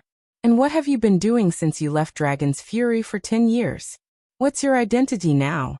Just who was the one who guided you in your martial arts? Back then, when Shirzuen took you away, just where did he send you? Oh, I don't even know what to ask. Brother, there are too many things you want to know. It's a long story. Lin Ge smiled. The place I went to was quite far. It was in the Caribbean Sea. At that time, I thought it was hell. Now that I think about it, it was really heaven. You might not believe it, but I became the disciple of the evil god. What? Evil god? Soo-yun's eyes almost popped out. Are you kidding me? That old man accepted you as his disciple? Hasn't he already washed his hands of the golden basin? Master actually sent you to that place? Is he crazy? He actually gave you to an assassin. Lin Ge smiled and said, Brother, I've heard a little about you and Brother Yinlong. So you should know better than me that not all police officers are good police officers, and not all assassins are cold-blooded animals. Soo-yin frowned. With the evil god's temperament, he wouldn't leave the island for at least 10 years. If I'm not wrong, you should have just come back. How do you know about me and Yinlong? Brother, don't suspect that I stole any of your secrets. I know that although I'm not on the same path as you, I'm also grateful to Wang Yi. It was his decision that made me who I am. I'm indeed not suitable to enter the Dragon's Fury Special Forces. I like to be unrestrained, without discipline and control. There are only differences between the strong and the weak. Lin Ge said. I heard about you and Yinlong from my senior. Oh, by the way, my senior knows you. Soo-yin clicked his tongue and slapped himself on the head. Why didn't he think of this? Xie Fei's was the disciple that the old man, the evil god, was most proud of. No wonder Xie Fei's, an assassin, knew that they were from the Dragon Fury team, but he still helped them. It was probably because of the friendship between his old man and old man Wang Yi that he decided to help, right? The world is so big that you can't see it when you turn around. And the world is so small that you can see people you know in the blink of an eye. This sentence is too classic. Why are you here? Soo-yin still didn't understand Lin Ji's appearance. After I left the island, I've been following and monitoring Nakamura Kahiko. As soon as Lin Ge opened his mouth, he revealed today's secret. The Nakamura family's Darong Electronics was a company that participated in the production of Japan's nuclear weapons. To put it bluntly, they were a wolf in sheep's clothing. On the surface, Darong Electronics is in the electronics industry and is one of the top 500 companies in the world. But in reality, the Japanese cabinet arranged for them to do the most polluting nuclear test in Huaxia. They're afraid of polluting their own country, but they came to our country to do such a despicable thing. The old man asked me to deal with this matter. I'm here to take his life. Only by taking care of him can I be considered to have finished my apprenticeship. In the future, the old man will give me freedom like he gave Brother Zhe. Killer. Qin Wan'er's eyes widened. The killer who saved her was not a cold-blooded guy at all. Instead, he was quite patriotic. In order to protect the interests of Huaxia, how could she, as a police officer, face such a person? Soo-yin nodded. He had already heard about what Darong Electronics did for Mumarin. After I targeted Nakamura Kahiko, I found that his factory and building were burned. Lin Ge continued. Nakamura Kahiko was followed by a lot of Ijiryu ninjas. It was difficult for me to make a move for a while. At first, I thought he got the news that someone wanted to kill him. I even suspected that the old man deliberately asked someone to leak the news to him to increase the difficulty of my mission. Only today did I understand that he wanted to take revenge on the enemy who burned his building and factory. Hee brother, now I know that the person who did that was actually you. Soo-yin shrugged his shoulders and did not deny it. Then why did you follow him to the mountain? His men kidnapped this big sister and brought her to the mountain. I was worried that the Japanese would do something crazy and incur the wrath of the heavens, so I hurried to follow him. I didn't expect that this sister was just a bait. Their target was actually you, brother. Lin Ge smiled slightly. I really should thank him. Otherwise, I don't know when I will have the chance to see you again. If you want to thank him, you can give him 2 more slaps later. Su-yin. What are you going to do now? Lin Ge simply made a throat-slitting action. No. Qin Wan'er snapped. Since he has been controlled, then this matter should be handed over to the police. You all can leave. I will find a way to hide this matter. Hide. Lin Ge smiled slightly. Police sister, this is not a simple matter. No matter how despicable the Japanese are, they still have more than a dozen lives. If you want to help my brother, I can guarantee that it is impossible. But if you let me handle it, I can make them disappear completely. Qin Wan'er was struggling in her heart. This matter was difficult to choose between principles and human nature. Su-yin suddenly said, "These ninjas can only be regarded as Japanese murderous demons. And the sins that Nakamura Kahiko and his son committed in Huaxia are the deeds of the demons. If we hand it over to the police, it will involve the negotiation with the Japanese embassy. If we let this evil person go, let me think about it." Qin Wan'er really couldn't make a decision in a short time. Su-yin, you take Sister Qing Shuang back first. Let me think about it. This scene was indeed not suitable for Ruan Qingshuang to stay for a long time. After Qin Wan'er suggested it, Lin Ge also nodded. Yes, brother, you take this sister away first. The atmosphere here is a bit uncomfortable. Hee, since I already know where you live, I am not afraid that I can't find you in the future. Okay, I will go first. After you finish your business, come find me. I will get you a lifetime free VIP card in Xinkai Hotel. Su-yin, if you come to Xinjiang in the future, even if I am not here, you don't have to worry about not having a place to stay. Lin Ge grinned. That's great. Although Ruan Qingshuang also wanted to stay and help, she was really powerless. In the end, she didn't argue and decided to go back with Su-yin. With Lin Ge here, she didn't have to worry about anything happening to Qin Wan'er. Watching Su-yin drive away with Ruan Qingshuang, Qin Wan'er's eyes became dim. The question that had been in her mind for a long time was once again hovering in her mind, but this time, she was powerless to suppress it. Seeing the disappointed Qin Wan'er, Lin Ge immediately guessed her thoughts. Police sister, are you thinking, why didn't my brother save you just now? Of course not. Qin Wan'er quickly raised her head and explained. Hee, if you didn't, you wouldn't have such a big reaction. Lin Ge said lightly. If my brother saved you, that sister would also think the same. Although you both want the best for each other, on my brother's choice, there will be some hesitation in your heart. Because I can see that you both love him very much. Hee, my brother is a man who is very popular with girls since he was young. When he was a teenager, my sister you liked to stick to him. Qin Wan'er was stunned. Sister you? Why didn't she hear Su-yin mention it? Thinking that Yu Marin was also a secret figure belonging to the Dragon Brigade, Lin Ge stopped talking nonsense and continued. Actually, my brother made the right choice. He didn't choose between you and that sister, he made the choice when the opportunity presented itself. Believe me, at that time, my brother must have eliminated all distracting thoughts to make such a choice, because the ninja dart in his hand could only kill one person with one hit, and the possibility of killing 2 people at the same time was only 75%. At that time, there were 2 people controlling you. He left these 2 people to me because he knew I was in the dark, and he also thought for me, because I wouldn't rush to save that sister. Nakamura Junji hid too deep, he couldn't be sure of my hiding position, so he couldn't be sure if I could see Nakamura Junji hiding behind that sister. Qin Wan'er really couldn't believe that Su-yin could still consider so many things at that time. How can you be sure that he knew you would help him? My brother had already sensed it, otherwise he would have surrendered, and when he was being tortured he would have found a chance to save you. He wouldn't have made a choice between you 2. Lin Ge said. Believe me, Sister Police, my brother chose the rational answer, not the emotional one. You 2 are equally important in his heart. If you and that sister changed positions, he would still choose you, who was controlled by Nakamura Junji. Whether Lin Ge was comforting her or not, at least Qin Wan'er felt very comfortable in her heart. She wasn't jealous of Ruan Qingshuang, but her heart felt warm, knowing that Su-yin didn't give up on her. Just this point alone was enough. Lin Ge smiled. It seems that my brother's luck with women is really strong. Hee hee, Sister Police, you should be in a better mood now, right? Can you let me deal with these people now? Qin Waner still frowned. How are you going to deal with them? Destroy the corpses.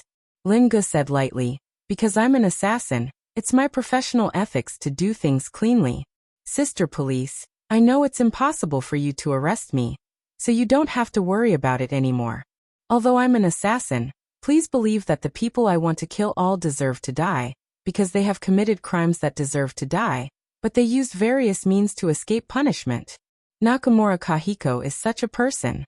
Do you think that a person who excretes nuclear pollution in Huaxia doesn't deserve to die? Qin Waner raised her eyes, gritted her teeth and nodded. Of course he deserves to die. Lin Ge nodded and followed Qin Waner's gaze into the car. Nakamura Kahiko, who had been thrown into the car, had a panicked look in his eyes. He was like a pig that was waiting to be killed, and there was no hope for him. How he wished that his hands were not tied. How he wished that he could still drive the car away. Chapter 490. Oh no. When the car engine suddenly started, Lin Ge suddenly thought of this. After all, the car configuration was getting better and better. Functions such as one-button start and keyless entry were not rare. Nakamura Kahiko's Lexus LS was definitely not lacking in standard Japanese luxury cars. Even the 60 to 70,000 yuan BYD Surui produced by Huaxia did not lack this configuration. Qin Waner's brain did not work so fast. She was completely stunned. She could not figure out how Nakamura Kahiko could still drive with his hands cuffed behind his back. If Lin Ge did not react quickly and pull Qin Waner in front of the car, she would have been knocked over by Nakamura Kahiko, who stepped on the accelerator. Nakamura Kahiko used his chin to control the steering wheel and quickly escaped from the parking lot at the top of the mountain. The smile on his face was sinister, with a ruthless look. Today's failure was a very heavy blow to him. Obviously, to deal with Su Yin was not a problem that he could solve by spending money to find some ninja masters. He needed more people's support, the support of the Japanese cabinet, and the support of more masters. The death of his son was no longer a big deal for Nakamura Kahiko. After all, his son had lost the ability to carry on the family line. Finding a woman to give birth to a child would probably be on Nakamura Kahiko's agenda. I can't let him run away. After Qin Waner saw Nakamura Kahiko's Lexus rush out, she quickly got up and walked towards Su Yun's Porsche Cayenne that she drove. If we let him escape, he will definitely find a way to retaliate in the future. Quick, follow me in my car to chase after him. We must catch up with him. We must not give him a chance to escape. Lin Ge shook his head helplessly, but his feet did not move. Police sister, does my brother often say that you have big breasts but no brain? Have you really decided to chase after him? Are you kidding me? Qin Waner stared at him. What nonsense is this bastard talking about? No wonder he is friends with Su Yun. It is really a case of fish looking for fish, prawns looking for prawns, turtles looking for turtles. There is an absolute truth in this. Who is joking with you? Do I still have time to joke? If you don't go, I will go by myself. Police sister, I won't let you throw away your life. Lin Ge walked to the front of the car and blocked Qin Waner's way. You are likely to be my sister-in-law in the future. If I let you die now, my brother will definitely not let me go. You must be very familiar with my brother and know his temper. When he gets angry, I'll be in trouble. You saw it just now. I can't beat him. Qin Waner's face turned red and white. What the hell is this guy talking about? What do you know? Don't interfere in the matters of the Lord. I'm asking you now, do you dare to come with me to capture him? Lin Ge glanced at Nakamura's car. He can't escape. Now he must be regretting choosing such a place to meet my brother. He definitely didn't expect that the person who would be buried under the cliff today wouldn't be my brother, but himself. Hee hee, sister police officer. How did you feel when you drove on this mountain road? Was it dangerous? Was it steep? Qin Waner calmed down and finally understood what Lin Ge meant. It was not difficult to go up the mountain, but it was difficult to go down the mountain. On the way here, she felt that the curves were too steep. She wanted to stabilize the car, but she could only drive at about 30 kilometers per hour. Any faster and she would lose control. If she went down the mountain, the curves, especially the 5 consecutive curves, would be even more dangerous. Even a two-handed driver would not be able to stabilize the car, not to mention Nakamura was using his chin. Even Schumacher had never practiced using his mouth to drive a car.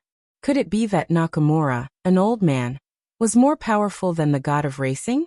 Since he dared to drive on this mountain road, it meant that he was ready to commit suicide.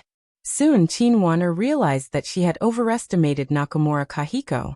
Nakamura Kahiko, who had been running all the way down the mountain, had completely lost control at the first turn. When he saw the curve, even if he slammed on the brakes and quickly turned the steering wheel with his chin, the rapidly sliding car was already out of control. The steering wheel turned randomly, and Nakamura's chin was opened. The car flew directly off the cliff. When the car spun out of control on the winding mountain road, Nakamura Kahiko panicked. At this moment he wanted to open the door and escape. Even if he was thrown, it would be better than escaping from the car. But after the car flew off the mountain road, everything was a foregone conclusion. Nakamura's frightened eyes followed the car that had lost control, and it fell off the cliff without hesitation. Qin Wan'er could not help but feel a little scared. If Lin Ge had not stopped her, she might have really chased after the car. She was afraid that it would be too late for her to regret. Well, sister police officer, this is none of your business. If you don't mind, let me handle it. Lin Ge smiled slightly. Drive slowly when you go down the mountain. I suggest that you keep it within 20 kilometers per hour. Anyway, you are not in a hurry. Safety first. Qin Wan'er frowned and looked at the mess. How are you going to deal with it? I have my own plan. This is Huaxia, and it's about the law. Don't treat Huaxia as some foreign country. Qin Wan'er said. You can't mess around here. Such a big thing happened. The police will definitely investigate. Lin Ge nodded. That's why I asked you to leave first, Ms. Police Officer. I need to clean up all the traces that you've been here, and make sure that all of these people and cars have crashed into the valley. Time is running out, so please don't create more trouble for me, okay? I make trouble? Qin Wan'er was angry, but she believed that this guy was really smart. Making a car accident. Can you do it alone? Do you need my help? I really need it. Lin Ge smiled and threw down a thick branch from the tree. Then he took something and fixed it to the back of Qin Wan'er's car. Sister police officer, if you leave now, you can help me clean up the tire marks left by you and my brother. After you leave, I will use the car here to fake the scene. After you leave the mountain, it's better to take a detour and then remove the branch from the back of the car. In fact, it's very simple. Find a place with good road conditions, speed up, and then suddenly brake and turn around. This branch will naturally fall off. This guy is really unusual. A killer is really a killer. A killer who only knows how to kill is not powerful. This kind of person who has both the brain and the skill is terrifying. The people that Su Yin knew were really not good people. Qin Wan'er smiled helplessly. For Su Yin, she really didn't know whether this was a blessing or a curse. According to Lin Ji's idea, Qin Wan'er began to drive slowly down the mountain. The branch fixed to the back of the car removed all the tire marks. As for how Lin Ge would fake the scene, it was his business. With his super strong hands-on ability, this little thing was too easy. It was just that this mountain was very strange. The car that had the accident had never exploded. It was reasonable to say that once the fuel tank leaked, any scraping sparks could cause an explosion. Forget it, don't think so much. Lin Ge only needed to go to the crash site and set a fire. He didn't believe that it wouldn't explode. Nakamura Kahiko, the old fox who participated in the development of nuclear weapons in the Japanese cabinet, probably never thought that he, his son, and the high-level Chunin combat team that he spent 10 billion yen to hire from IGA Ryu would die in the wilderness without a burial place. Su Yin took Ruan Qingshuang back home first. Ruan Qingshuang was still a little worried. Why didn't you let Wan'er come back with us? I'm really worried that something might happen to her. You can rest assured that with Dove, he will protect her. Su Yin smiled slightly and said lightly, it's good that she stays, because Dove has to explain something to her. Otherwise, there are some things that I will never be able to say. Maybe it will become a barrier between us forever. I need her to stay and listen to Dove's explanation. Ruan Qingshuang naturally didn't understand Su Yun's meaning, because when she was saved by Su Yun, she was blindfolded. She didn't know that it was Su Yun who saved her, and Qin Wan'er was saved by Lin Ge. Therefore, what Ruan Qingshuang didn't need to care about, Qin Wan'er might care a lot. Maybe she wouldn't say it in her life, but Su Yun could guarantee that this would be a knot in Qin Wan'er's heart that would never be untied. In order to let her untie this knot as soon as possible, he needed Lin Ge to help him explain. Su Yun knew that Lin Ge was a smart person, so he didn't need to tell him at all. Lin Ge would help him explain it clearly. Now Su Yun wasn't worried about Qin Wan'er but Ruan Qingshuang. It was his fault to leave her here alone. It was also his fault that she was frightened. Su Yun really felt that he was very sorry for Ruan Qingshuang. Since she got involved with him, she had experienced many terrible things that she couldn't even dream of before. Sister Shuang, I'm sorry. These things are caused by me. Su Yun said guiltily. I let you suffer with me. I'm sorry. Maybe the atmosphere was too charming, or maybe the air was too ambiguous. After Su Yun apologized, he couldn't help but gently hold Ruan Qingshuang in his arms. He felt that he owed her too much, and he didn't know how to make up for these things that he owed her. Ruan Qingshuang's face was red. She stuck to Su Yun's chest. She didn't know why Su Yun said sorry. Since Su Yun appeared, she always felt that all the troubles were brought by her to Su Yun. She always felt that the one who should say sorry was herself, not him. Every time she faced difficulties, whether it was the harassment of gangsters or the kidnapping of big bullies, in the end, she could escape safely. It was all because of Su Yun.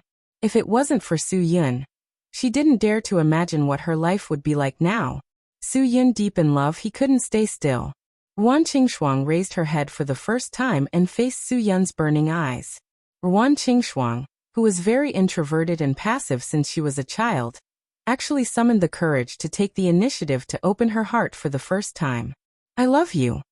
Perhaps this could no longer be considered a confession. This was a kind of confession.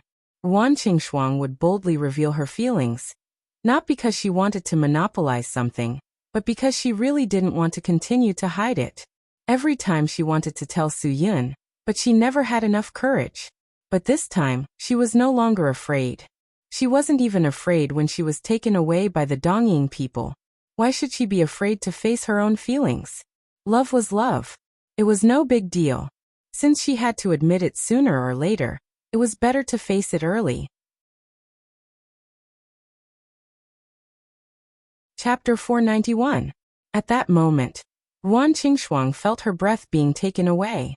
A hot and sincere breath hit her in the face. His icy lips pressed tightly against hers. His warm tongue searched for her entrance. Ruan Qingshuang was completely subdued by Su Yun's overwhelming gentleness. She only felt a burst of numbness all over her body. Her brain buzzed. Her body was so hot that she didn't even dare to touch it. When Ruan Qingshuang came back to her senses, after all, she was a girl.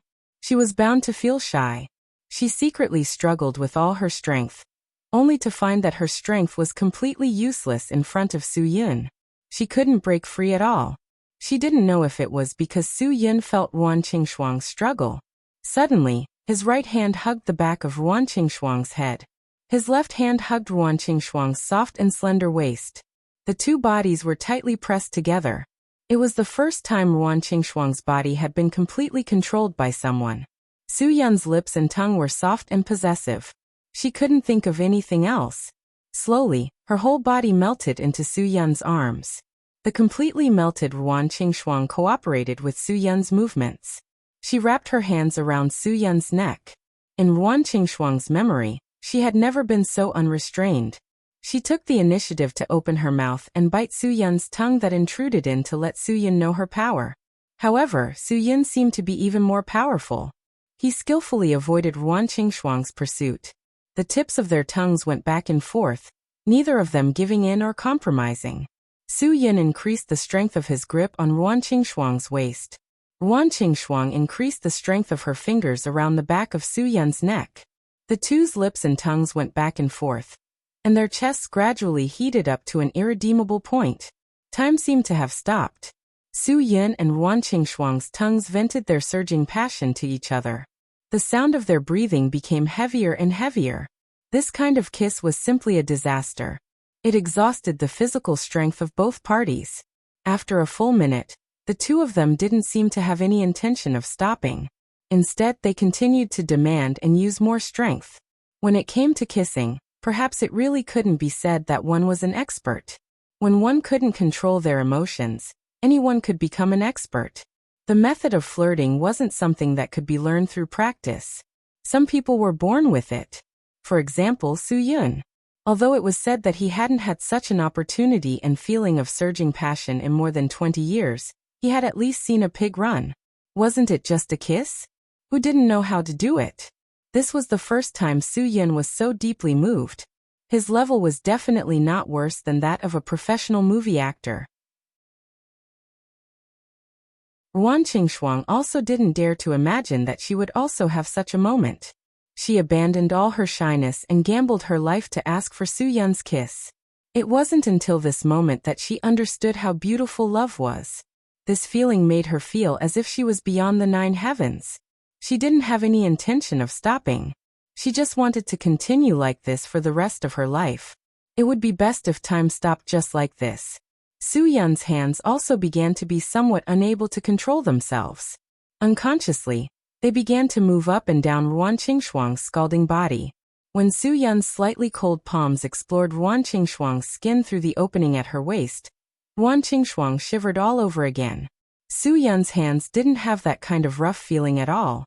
On the contrary, if Ruan Qingshuang were to rely on her feelings to imagine, she would even mistakenly think that this was a pair of hands of a pianist. The fingers were slender and smooth, without any rough calluses. Perhaps after experiencing layers of tempering, the rough hands finally broke out of the calluses. Even though Su Yun's hands didn't have those thick calluses, they were still strong and could still make the opponent tremble in fear. A pair of big hands constantly moved up and down Ruan Qingshuang's back, and then caressed the front. When Su Yun kept increasing the speed of his hands, Ruan Qingshuang's top began to be lifted bit by bit. However, Ruan Qingshuang was completely immersed in Su Yun's gentle embrace and kiss. She had completely forgotten to resist, and could only involuntarily follow.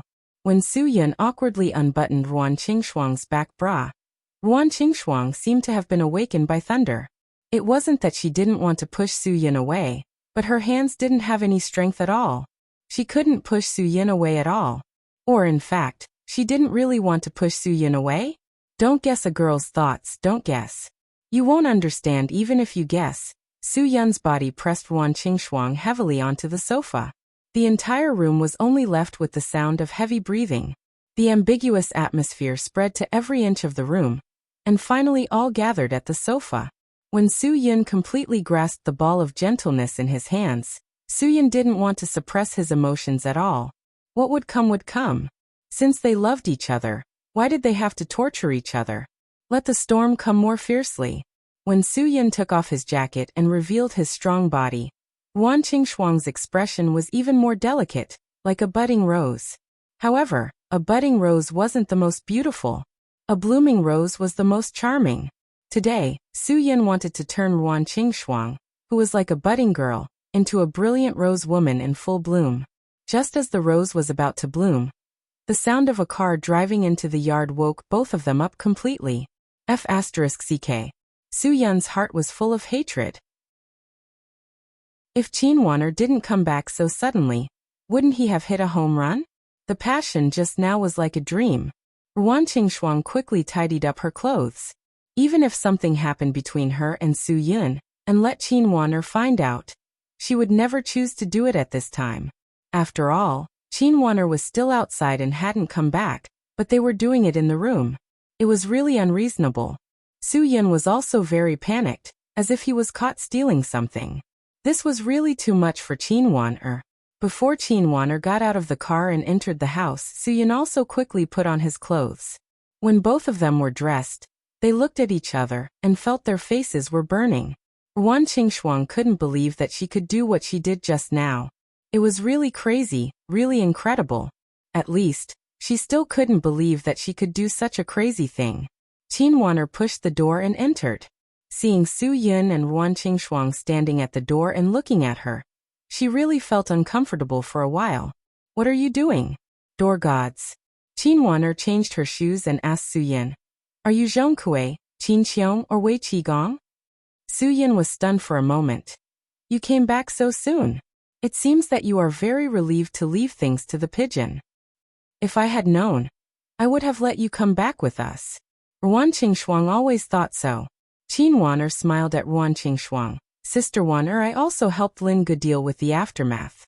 Anyway, I am also a police officer. At that time, Nakamura Kahiko was not dead. If I left, it would be against my professional ethics. In fact, Qin Wan'er was very clear that it was right for her to stay. It had nothing to do with professional ethics.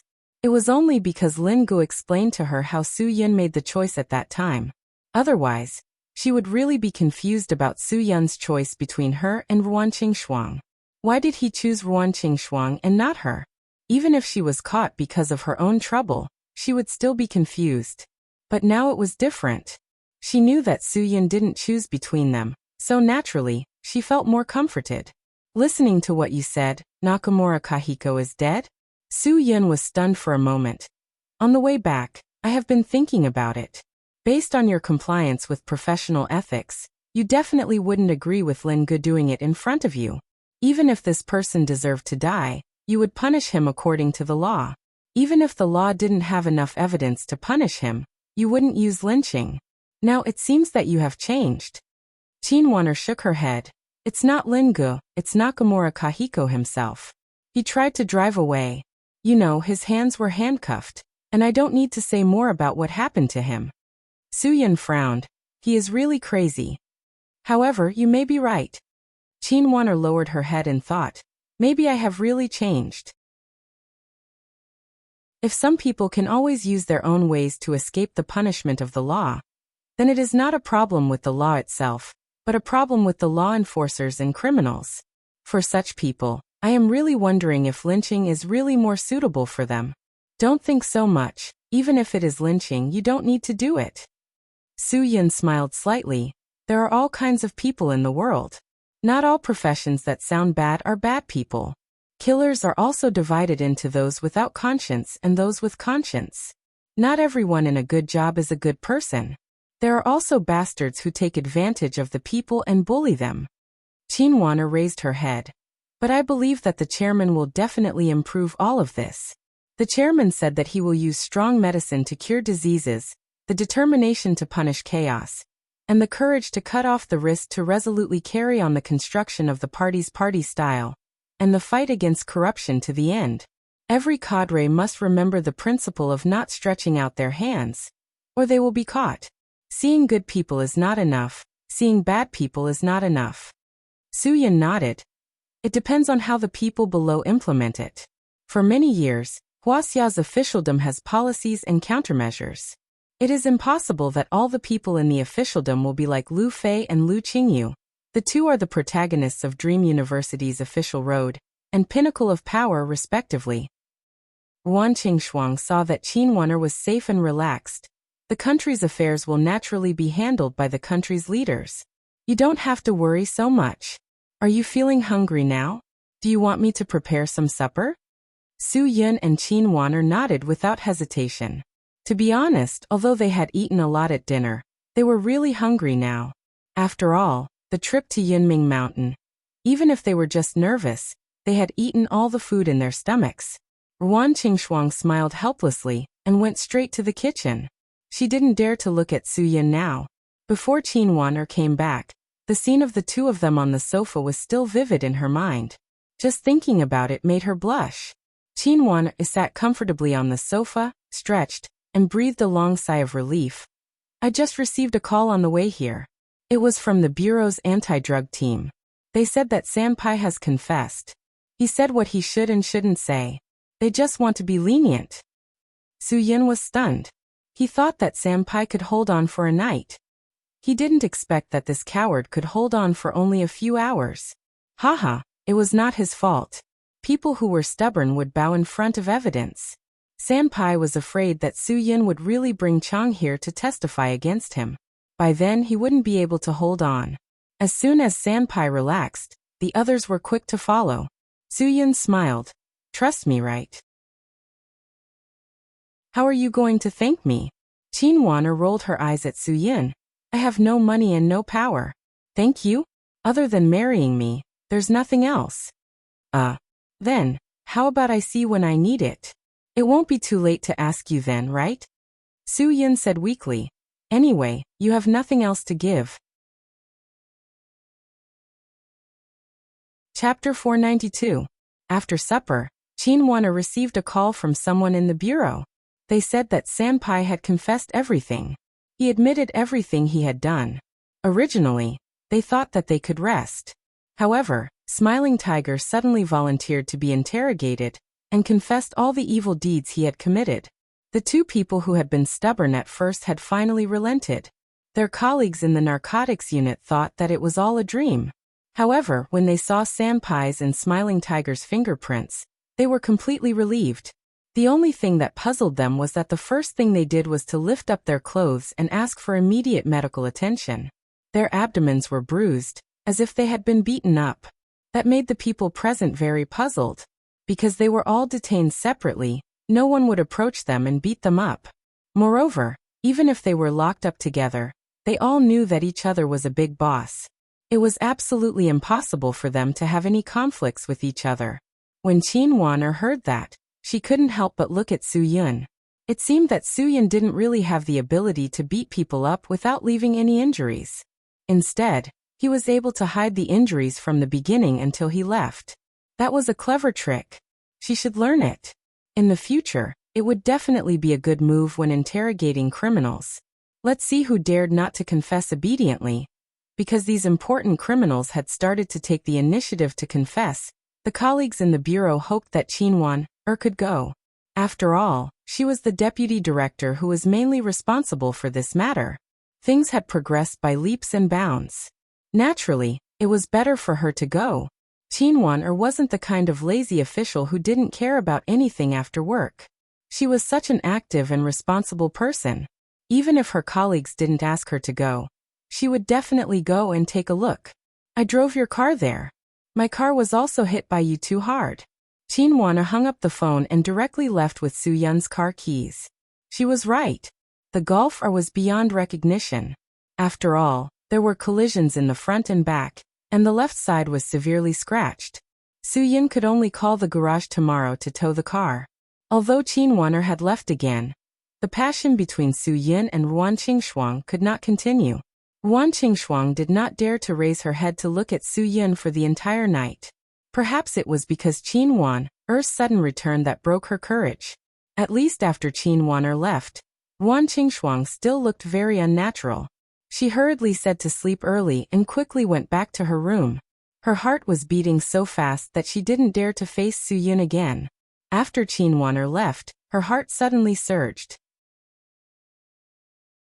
She realized that she really wanted to continue what had just happened. This thought was too terrifying for Ruan Qingxuang, so she could only choose to escape. But she was very clear about her own mentality. She also admitted that she was not what she appeared to be. But she didn't dare to show it. Because once that kind of desire was shown, she felt as if she had become a bad woman. Soo-yun returned to his room and quickly walked out of the previous dream. Since Ruan Qingxuang chose to escape, he would not force her to do anything. This kind of thing should be let nature take its course. No one could guarantee what would happen in the next second. Since he was interrupted by Chin-won it meant that Soo-yun should not break the 25 years of virginity that he had left in his body today. After a simple shower, Soo-yun sat cross-legged on the bed. Recently he had little contact with Guogwa, so his strength did not have any big or incredible changes. It did not have the intention of advancing by leaps and bounds. After checking his qi, Soo-yun was satisfied with the stability of his state of mind. At least there were no unstable factors. But this also didn't make sense, because that day when Soo-yun was about to do something with Soo-mei-yen, he once again fainted for no reason. This kind of fainting gave him a headache. This kind of fainting was sudden, unstable, and without any warning, and from various aspects, it was something that greatly troubled Soo-yun. Fortunately, he fainted when it was not important. Fortunately, He fainted when there were people around. If it was another possibility, such as when he was driving on the mountain road today, if he suddenly fainted, the consequences would be very terrible. Su-yin frowned again. This problem had to be solved. He decided to rest early today and ask Yu Marin out tomorrow to let her see what was wrong with his body. If even she could not help him, then he could only resign himself to fate. Qin Wan'er was busy the whole night in the station. According to the confession provided by Yi Fala, the few people who were caught were all top leaders. When they confessed everything, even more people were implicated. Qin Wan'er sorted out all the information overnight. In the end, she chose to erase Chong, who was mentioned by Pai San. Although Chong touched this thing, he did not sell it, nor did he harm his brothers. Although he and San Pai were in the middle of a negotiation, it was fortunate that Su-yin stopped them in time. At this time, the director suddenly opened the door of Qin Wan'er's room. Qin Wan'er hurriedly stood up. "Hello, director." "Little Qin, I heard about what you got last night. You did well. Young people should be motivated. I am very optimistic about you. Come on, do well." The director smiled. "You were so tired last night. Go back and rest today. Go, I will allow you to have a leave." Qin Wan'er smiled and nodded. "Thank you, director." After watching the director leave, Qin Wan'er deeply stretched. She was interrogated one by one in the interrogation room, and listened to what they had done last night. She really felt that her bones were about to crack. After packing up, Qin Wan'er decided to go home and have a good rest. This case was gradually coming to an end. She finally did not need to worry about it every day. When Qin Wan'er walked to the car, she saw Xiaozhang from the technical department. Xiaozhang smiled and said to Qin Wan'er, "Director Qin, did you work overtime again? It has been really hard for you recently." "It was not hard. It was what he should do." Qin Wan'er smiled. This Xiaozhang was very good. He was warm-hearted. According to Qin Wan'er's age, Xiaozhang should really call him brother. Although he was 28, he was older than Qin Wan'er. But in this kind of unit, being older was not a skill. Being a senior official was a senior. So Qin Wan'er was one level higher. "You drove your boyfriend's car here?" Xiaozhang enviously reached out and touched the black Porsche Cayenne. "Director Qin, you really make the big girls and little wives in our bureau envy you to death. You are so capable. You can solve Yi Fala's case and become a divisional cadre. Your boyfriend is so handsome and rich. What does he do?" Qin Wan'er was stunned by Brother Zhang's words. "Boyfriend? This car? This car is Su-yan's." No, although Su-yan drove to the police station, he did not meet Brother Zhang. Why did he say that? It's okay if you are embarrassed to say it. "Director Qin, I heard from a few girls in our unit that they saw a handsome guy driving a Cayenne pick you up." Xiaozhang smiled. "I don't mean anything else. Although I'm not married, I know that I'm definitely not worthy of Chief Qin." Chief Qin, take care. I'll go to the office over there first. The people from the Criminal Investigation Department are looking for me. Goodbye. Qin Wan'er said politely. Few people's mouths nowadays are really loose. Su-yin only came to the police station to pick her up once. And the news spread like wildfire. It really made people speechless. She really did not understand what these people were thinking. Just when Qin Wan'er was distracted, a person suddenly appeared behind her. It is normal for others to gossip. After all, my brother is so handsome and drove a 2 million car in front of you. Others must have a very deep impression. No one knew when Lin Gu had suddenly appeared near the police station. Qin Wan'er was shocked. She turned around and stared at him. What are you doing? You scared me to death. Why are you here? Lin Gu shrugged. Then where should I be? Since you are a police officer, I naturally have to come to the police station to take a look.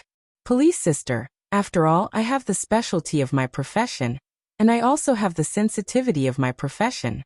Your profession is destined for me to pay attention to. Although I call you sister, and you did not drag me down yesterday, and you may be promoted to my sister-in-law in the future, I still can't help but come to take a look at you. I am afraid that you will suddenly have a great heart and sell me out. Qin Wan'er stared at Lin Gu fiercely. Boy, did you go to Su-yan's place?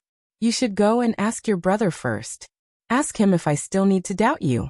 I will give you 3 seconds. You better disappear from my sight immediately. Otherwise, I will immediately arrange for someone to catch you. Do you believe me? 1. As soon as the countdown started, Lin Good directly turned around and quickly left the police station. Soon he disappeared from Qin Wanner's sight. I am so angry. Qin Wanner snorted. At this time, a few female colleagues in the household registration department happened to pass by. After seeing Qin Wanner, they all said, "Good morning, Director Qin. You are leaving so early in the morning? TSK, TSK, TSK. This car is so stylish. Whose car is it? With the salary of our bureau, I am afraid that 1 year's income is not enough to pay for the car's insurance." Qin Wanner could hear that there was a hidden meaning in their words. They were simply mocking and ridiculing her. She did not hold back. "Yes, I am going home to sleep now. The director has specially approved my leave. You did not come at this time, did you? Is the household registration department so free? Do you think that there aren't enough complaints about your poor work attitude in the mailboxes for reports and complaints? Do you really think that after being admitted to the organization, you will have an iron rice bowl for the rest of your life? Survival of the fittest in any field is the law that does not change." Qin Wanner's words were ruthless. The few people in front of her left with their heads covered in dust. Occasionally, they would say a few words to vent their jealousy. If they really wanted to quarrel with Qin Wanner, they would not dare. Everyone knew that Qin Wanner had reached the division level at such a young age. If she was promoted to a high official in the future, they would definitely have to ask her for help. At least on the surface, their relationship would not be so stiff. Who asked her, Director Qin, to be in a bad mood today? Su Yun's little brother dared to doubt her. She had to discuss this matter with Su Yun. She had to make Su Yun apologize to her on behalf of his little brother. What kind of person was he? If she had not helped to clean up the scene yesterday, perhaps this matter would have become the headline that Teacher Wang dreamed of.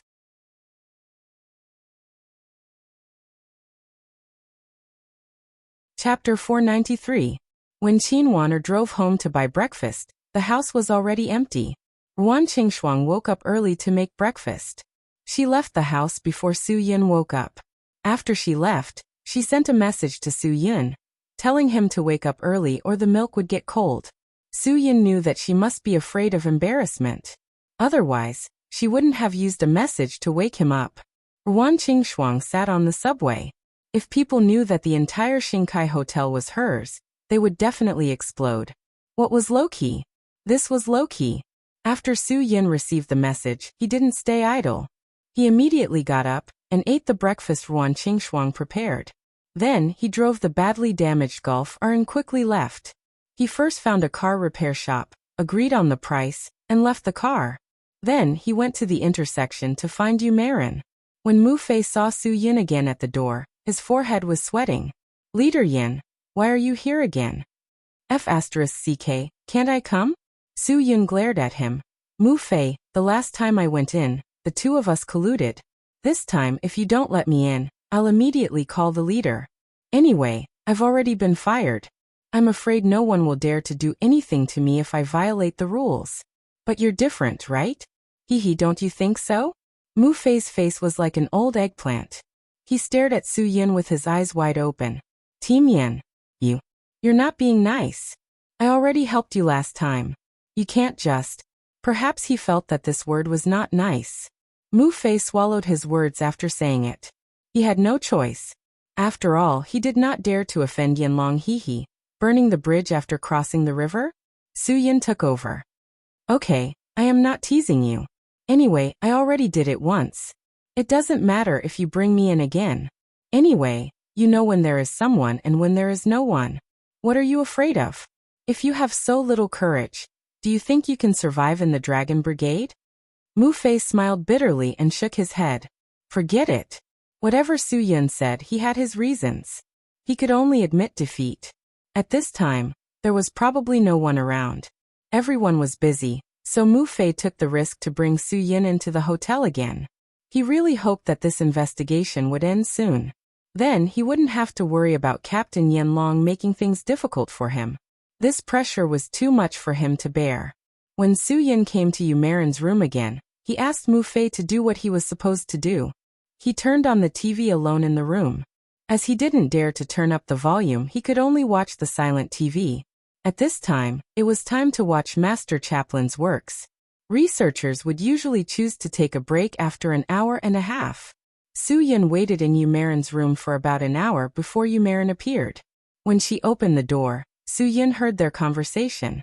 He was so nervous that he didn't even have time to turn off the TV. He quickly rushed into the bathroom. If someone saw them, Soo-yin would really put Mu-fei in trouble. After all, Mu-fei had helped him twice. If Soo-yin set him up again, he would be letting Mu-fei down. Sister Yu, when do you think we can leave? I heard that Darong Electronics factory is going to be renovated and construction will start after the new year.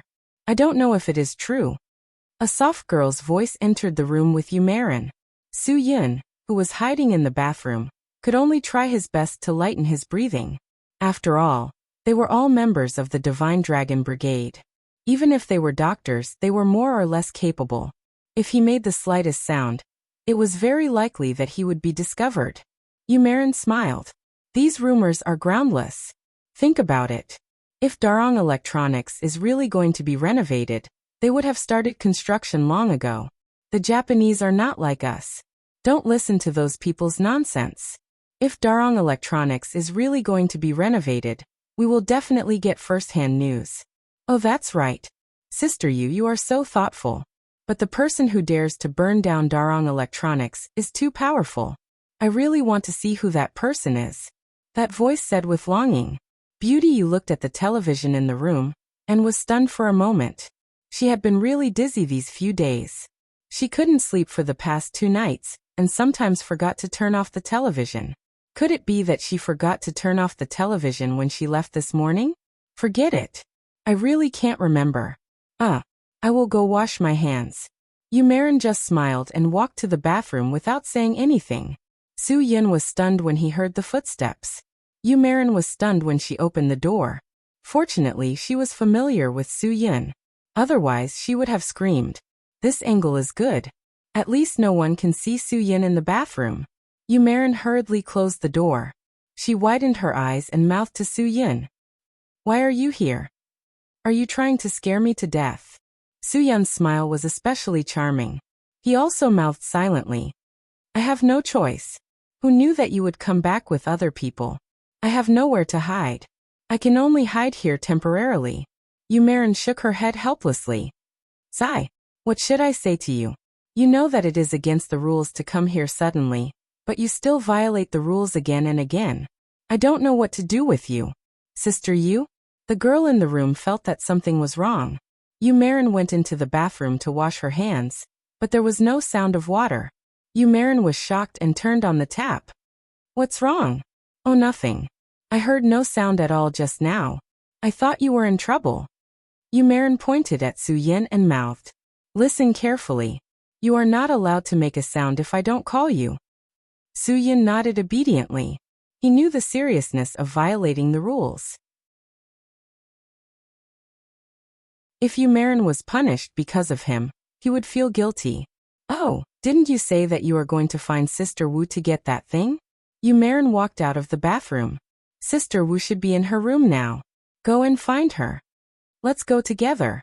Yu-marin shook her head. I suddenly have a headache. I haven't been resting well recently. You go. I need to rest. Okay. Sister Yu, have a good rest. I will come and play with you later. The girl smiled and left Yu-marin's room. Beauty Yu hurriedly went to lock the door, her heart pounding. She was excited not because of the violation of discipline. It was as if she was hiding a boy in a girl's room, so she felt like she was having an affair. This feeling made Beauty Yu feel uncomfortable all over and especially awkward. Hearing Yu-marin closing the door, Soo-yin did not wait any longer. He walked out of the bathroom. Phew. I almost suffocated. Didn't I tell you to come out only when I asked you to? Yu-marin stared at Soo-yin and pointed at the TV. Are you the one who turned it on? Hee, what's wrong? Did you know that it was me the moment you saw the TV on? Soo-yin raised his eyebrows. I'm giving you a heads up. I don't want you to be shocked when you see me. Yu Marin said angrily. You almost scared me to death. When she finally calmed down, Yu Marin suddenly thought of a question. She stared at Su Yin very seriously. Su Yin, tell me the truth. Did you do the arson case at Darong Electronics some time ago? Look into my eyes and tell me the truth. Su Yin swallowed. Didn't the newspaper report that the third son of Ampere wanted to build an army first? He angered the hot-blooded youths of Huaxia. So the hot-blooded youths attacked Darong Electronics in the middle of the night. The law can't punish the masses. Anyway, no one was caught. Yu Marin nodded. So you did it. F***K. Su Yin was dumbfounded. What did I say that I did it? I didn't admit it at all. How did I do it? You can't say that. Okay, don't deny it. You've had a habit since you were young, do you know? Yu Marin said. We've known each other for so many years. Since we were young, whenever you lie in front of me, your eyes will move around uncomfortably. I'm afraid even you don't know this, but I know it very well. Su Yun's jaw almost dropped. He told so many lies when he was young. Did Yu Marin see through it all? Once he peeked at Yu Marin taking a bath. Later, Yu Marin asked him if it was him. He shook his head like a rattle and didn't admit it. Another time, Yinlong asked Yu Marin in front of Yu Marin if he liked her. He shook his head and didn't admit it. Did Yu Marin know that he was lying? Then wouldn't he be embarrassed? Just now your eyes were obviously in a trance. Yu Marin said, when the news reported it, I knew that it was absolutely impossible for this to happen without any organization or arrangement, because the same group of people first burned down the Darong building, and then rushed to the Darong Electronics factory to do something. This matter wasn't investigated to the end because Darong Electronics is indeed not a good thing. Others ask you and you don't dare to admit it, but I ask you and you still don't dare to admit it? I won't arrest you. Su Yin shrugged his shoulders. Forget it. There's no harm in admitting it. I was really the one who did it. Is it because of what I told you? You knew that they excreted something contaminated with nuclear radiation in Huaxia, so? Yu Marin frowned and asked. Since Su Yin admitted it, he dared to say anything. Anyway, he was sure that Yu Marin wouldn't harm him. Since you said so, it means that you are sure. Then why should I tolerate them doing these things on our Huaxia land? Wouldn't it be easier to just burn it down? Yu Marin gave him a thumbs up and smiled brightly. It's really your style of doing things. Haha, if I knew it would be like this, I would have told you earlier. Su Yin froze for a moment. Yu Marin's smile was so beautiful that he was stunned for a moment. I asked you just now, but you didn't admit it. Then what did you come to me today to tell me? Yu Marin said. Aren't you here to tell me about this matter? Su Yin shook his head. Of course not. I came to you because I have something important to ask you for help. I mentioned to you that my body is in trouble last time.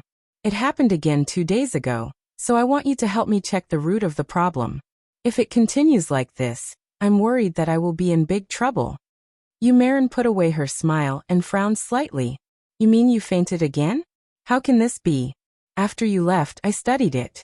If it's because of some mysterious power produced by the Zixahoya people that you can't absorb and adapt to, it's normal for you to faint once. But if it happens again, it's not right.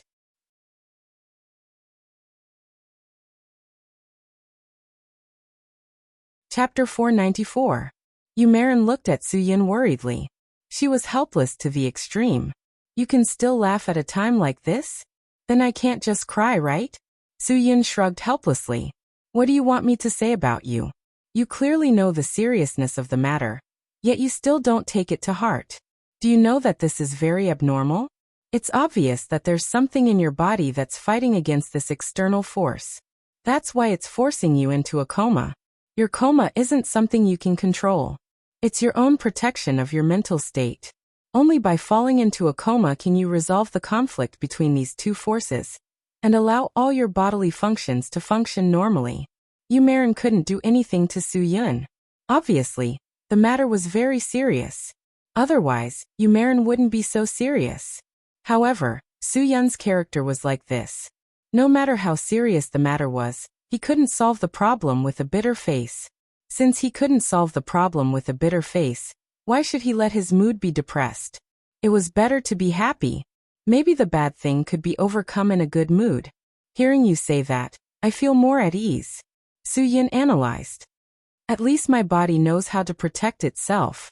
Obviously my coma is a good thing. At least my state of mind is not hurt by the conflict between these two forces. Yumarin looked at Su-yin very seriously. Yes, you are not hurt now. But once you are hurt, it will be very serious.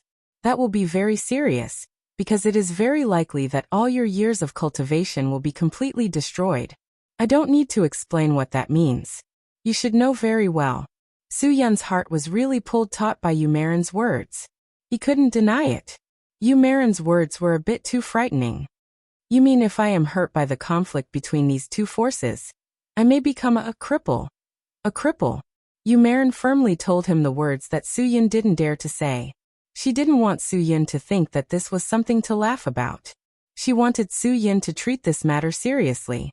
For a person who had cultivated for so many years, this was definitely not a small matter. It was a disaster. Su-yin didn't speak for a long time. Before Yumarin said these words, he still felt lucky that it wasn't so serious. It was just that Yumarin saw that he was too relaxed and was angry and deliberately scared him. But now he was very sure that Yumarin wasn't joking. The word cripple was an absolute taboo for cultivators. Su-yin had been in the Dragon Brigade for 20 years. He had been in the Dragon Fury team for 15 years. He had experienced too many things like this. Many people could be injured during missions or battles. Once injured, the injured person would lose all of their years of cultivation. For them, this was more terrible than a death sentence. Because once all of their cultivation was lost, it meant that they would become a cripple. A cripple who would never be able to cultivate his state of mind. If they were born as an ordinary person, they would be like this for the rest of their life. They wouldn't feel any difference. But for Su-yin, he started to see the door when he was 5 years old. He knew that people could become so extraordinary. When Su-yin was alive, he treated this time as a master who had just seen the door. If he suddenly became an ordinary person now, he couldn't accept this fact at all. I'm not joking with you. And I'm not trying to scare you. Yumarin said. Now you must shut down your state of mind and stop the growth of your state of mind. I need to conduct a comprehensive examination on you. When will it start? Su-yin agreed without hesitation. Of course, he hoped that it would be as soon as possible. Yumarin frowned. I don't know if Nakamura Kahiko still wants to revive Darong Electronics. If he still wants to revive Darong Electronics, I'm afraid I won't be able to calm down and start the treatment on you. Let me hear the specific news tomorrow. I don't want to be interrupted by other emergencies during the treatment. Then you'll be in danger. Su-yin didn't dare to joke about this. If you're not sure about Nakamura Kahiko, then I can tell you something. Nakamura Kahiko is dead. What? Yumarin widened her eyes and was shocked. Yesterday, there was news that Nakamura Kahiko was seen eating with the builder, and wanted to redecorate Darong building. Are you kidding me? But even if Nakamura Kahiko is dead, he still has a son, Nakamura Junji, Su-yin continued. Nakamura Junji is also dead, and I killed him with my own hands. Yumarin covered her mouth with her hand. Oh my god! Can you say something more shocking? When did you make a move? Last night. Su-yin. Originally, I thought that after I burned down Darong Electronics, Nakamura Kahiko would know the reason, and he would obediently leave Huaxia and go back to Japan to do some highly polluting nuclear weapons research. But now it seems that not only did he not leave Huaxia, but he also found a way to find out about my existence, and then retaliated against me. Even I was attacked by Japanese Ijaryu ninjas, when I was in Koto some time ago. You left Dragon's Fury alone. Why are you still so troublesome? You don't even have a helper by your side. Aren't you afraid that something will happen to you? Yumarin was angry and worried about Su-yin. She looked anxious and uneasy. Fortunately, nothing happened to Su-yin. Otherwise, she really didn't know how to face it. Su-yun's answer was clear and concise. Even if I left Dragon's Fury, I am still a citizen of Huaxia. I have the blood of the dragon flowing in my body. Since I know that Nakamura Kahiko of Darong Electronics did such a despicable thing in Huaxia, of course, I won't be merciful. Not to mention that I just left Dragon's Fury. Even if I am really a useless person, I will find a way to burn down his Darong Electronics factory. Yu Marin looked at Su Yun's righteous indignation and comforted him. Okay, I know you, I understand you. However, you can rest assured that we have dealt with any suspicious pollution they eliminated. Although nuclear pollution sources were found, they were all eliminated in time. It did not cause any pollution to Xinjiang. You can rest assured. If it really polluted our land, I must pull out the nuclear power plant on his island and airdrop it to Ampere's third son's house. Su Yun snorted. Since Nakamura Kahiko and his son are dead, then I don't have to worry so much. I can give you a checkup today, Yu Marin said. But I can't leave here yet. There are still some small things that need to be dealt with by the team. So, you have to stay here. Su Yun's head was a little big. Stay here? It's not convenient. How about I find a place and you go out with me? Yu Marin shook her head. Of course not. I came to Xinjiang with orders and tasks. Going out without permission is against the rules. And if I stay here, I can find the things I need at any time. If you don't want to lose consciousness in time when you have another attack, then listen to me obediently. Otherwise, you will have to bear the consequences. How long will it take you to give me a medical treatment? Su Yun froze for a moment. Yu Marin shook her head again. I'm not sure now. I have to do a comprehensive examination before I can make a conclusion. But I can tell you clearly that you won't be able to leave today. After a thorough examination, I will take your blood sample and send it to the laboratory for a test. I will also extract your microcells and do a full body massage. If it's fast, it can be done by tomorrow afternoon. If it's slow, it may take 3 or 5 days. After all, I can't stay in the room all the time. Su Yun smiled bitterly. 3 or 5 days? No way. Then I can't stay here for 3 or 5 days, right? Also, when I came here, Mu Fei brought me in. If I don't leave for 3 or 5 days, then he will definitely be suspicious. Moreover, aren't you afraid that he will gossip? He didn't dare. Yu Marin said. If he dares to gossip, he will dare to stop you from coming in. You can rest assured that I will go back and explain to him. At least I can guarantee that he won't talk nonsense. Su Yun stared at Yu Marin and said, Is there no other way? No. Yu Marin was very firm. Forget it, it was just a matter of 3 or 5 days. Besides, now that Nakamura Kahiko was dead, he didn't need to worry about Qin Wan'er and Ruan Qingshuang. Chou Yun and Guoguo were at school, so he could rest assured. At most, they would just treat this place as a sanatorium. Su Yun nodded. Okay, then I'll listen to you. About 20 minutes after Yu Marin came back, the girl who had entered the room with Yu Marin shouted outside the door again. Sister Yu, we should go.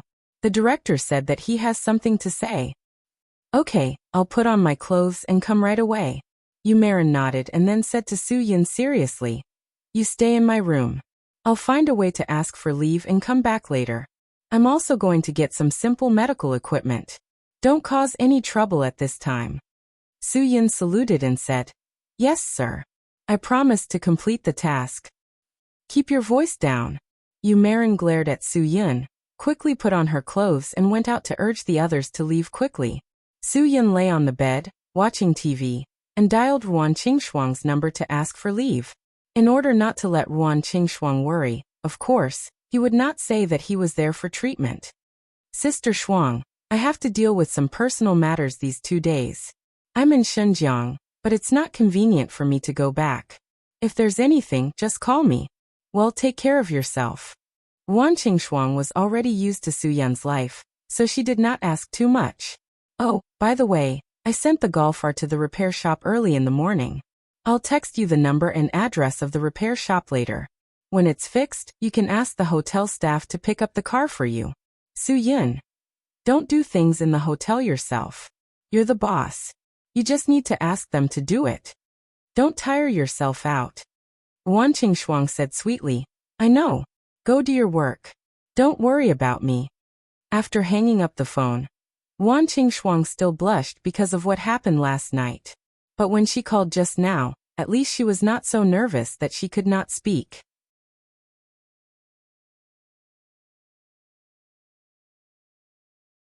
Chapter 495. After calling Wan Qingxuang, Suyin dialed Tang Jiu's number. How's the discussion on the project going? Have you signed the contract with Zhuo Meiyan? Tang Jiu was quite excited when he received Suyun's call. Everything has been signed. I've already arranged for people to come over. I've also discussed with the designer. They will arrange for people to be here when we start construction. This way, we can build according to their design suggestions and avoid unnecessary trouble in the future. Sister Meiyan wants to finish as soon as possible. That's good. Did you encounter any trouble? Suyin was quite concerned about this.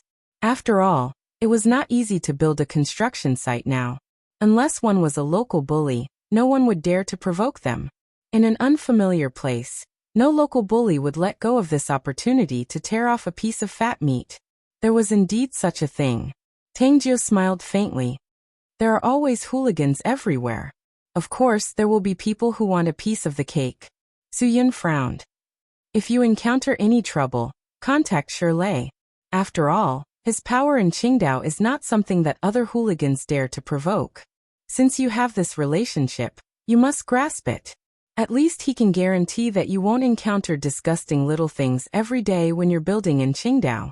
It's easy to send the king of hell away, but difficult to deal with the little ghosts. With his help to clean up those little bastards, you'll have an easier time. Tang Jiu said. There's no need to invite him. Shirley is quite concerned about this. He's a local and knows the ways of the local hooligans. He arrived on the first day when someone came to make trouble for us. I can see that this person has a high prestige in Qingdao. A few words and a few waves of people immediately left. That's good. This is the effect I want. It seems that Shirley is a fastidious person. Needless to say, he knows how to settle these little things. Suyin smiled. Okay. When you see him later, tell him that I'll invite him for a drink next time. Tang Jiu grunted and asked. You suddenly left. Did you go to Hadong? Have you dealt with the matter of the medicinal cuisine hotel? Suyin still laughed and said, Worry about your own business. I can handle my own business, don't worry. I'll say hello to Zhuo Meiyan later, and I won't call her again. Well, I'll hang up first. I have something to do here.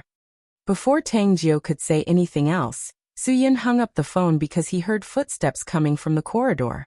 They were getting closer and closer.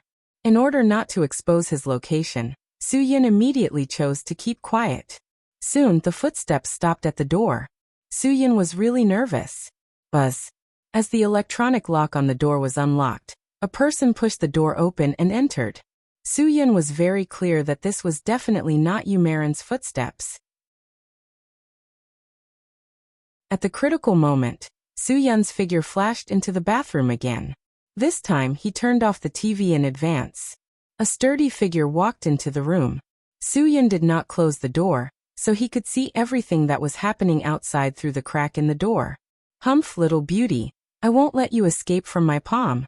The sturdy man muttered to himself. Since you're checking out tomorrow, then tonight is my last chance. Hee, don't worry. I won't let you find out. Suyin saw through the crack in the door that the sturdy man was fiddling with something with his back facing him. However, the man quickly finished what he was doing and turned to leave. Hearing the door close, Suyin immediately came out of the bathroom.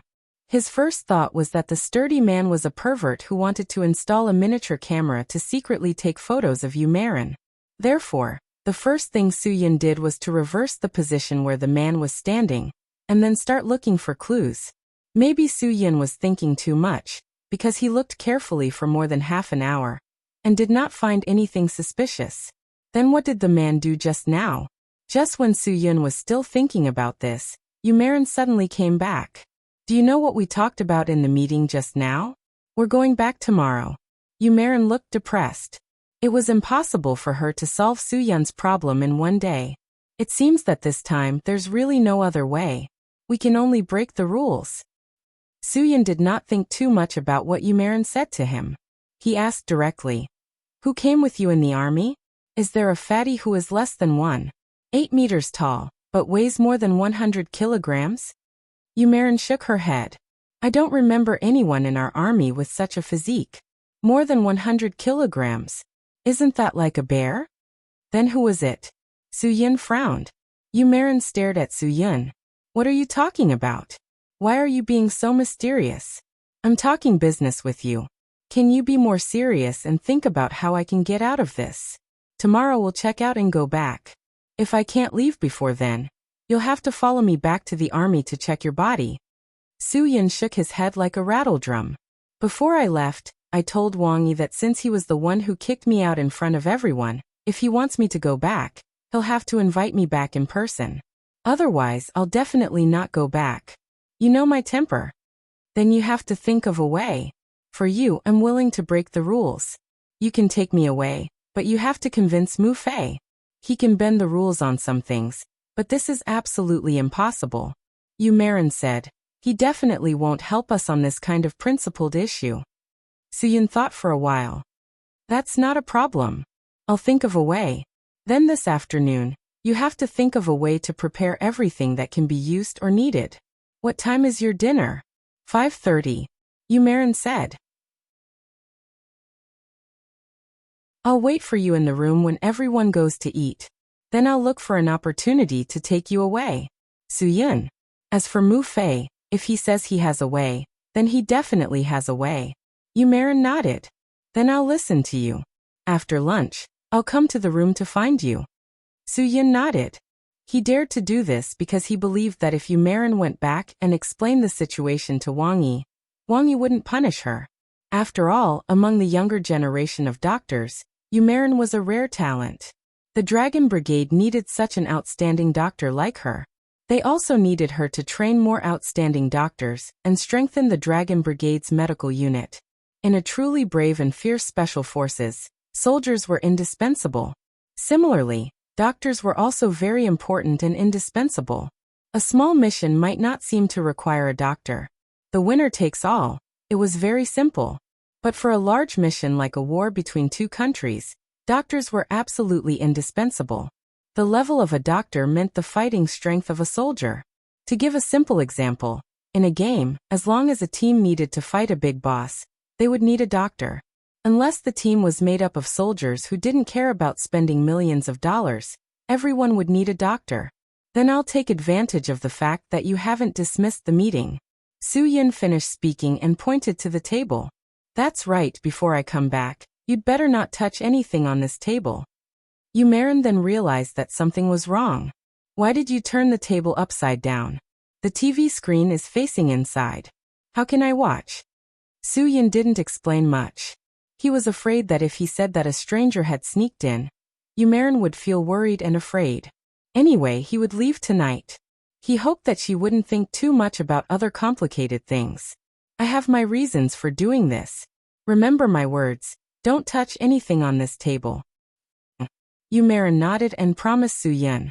When he left, Suyin still secretly said goodbye to Mu Fei. Mu Fei had a stomach full of bitterness, but he could only smile at Suyin. He could only be glad that no one had discovered Leader Yan's appearance.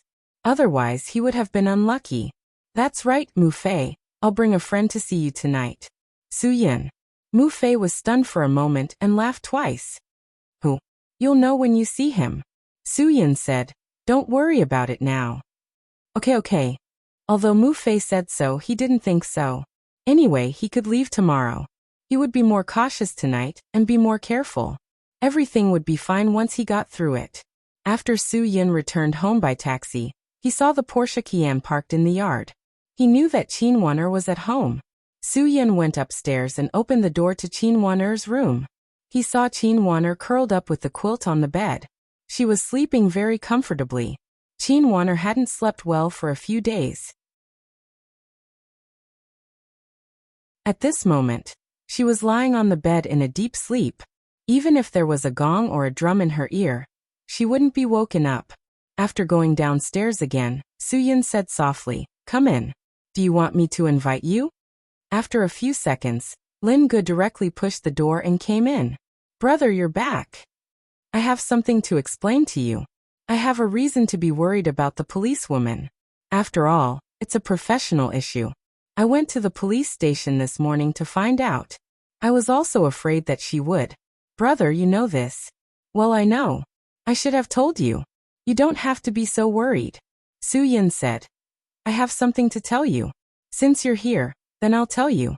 Help me do something tonight. Come with me. Then. Finally. After Su-yin finished speaking with Lin-gu chuckled and said, absolutely no problem.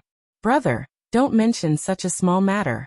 Even if I have to climb a mountain of swords or dive into a pot of boiling oil, I won't hesitate. Su-yin stretched. With his brother next to him, he felt comfortable doing things. What do you want to eat for lunch today? Let's cook at home. The thing I miss the most is that brother gave me a steamed bun when I was hungry. Lin-gu said. After so many years, I still haven't forgotten the taste of that steamed bun. It's the best thing I've ever eaten in my life. Brother, I like to eat whatever you cook. I'm not picky. I know you're not picky. I'm not picky either. Who said I was going to cook? Brat, you went to the Caribbean Sea for so long. It's impossible that you didn't learn some of the food there. Don't play dumb with me. Go, make some Caribbean food for me to try. Su-yin urged. I'm a little hungry. Lin-gu didn't know whether to laugh or cry. How could a host be like this? He was a guest here.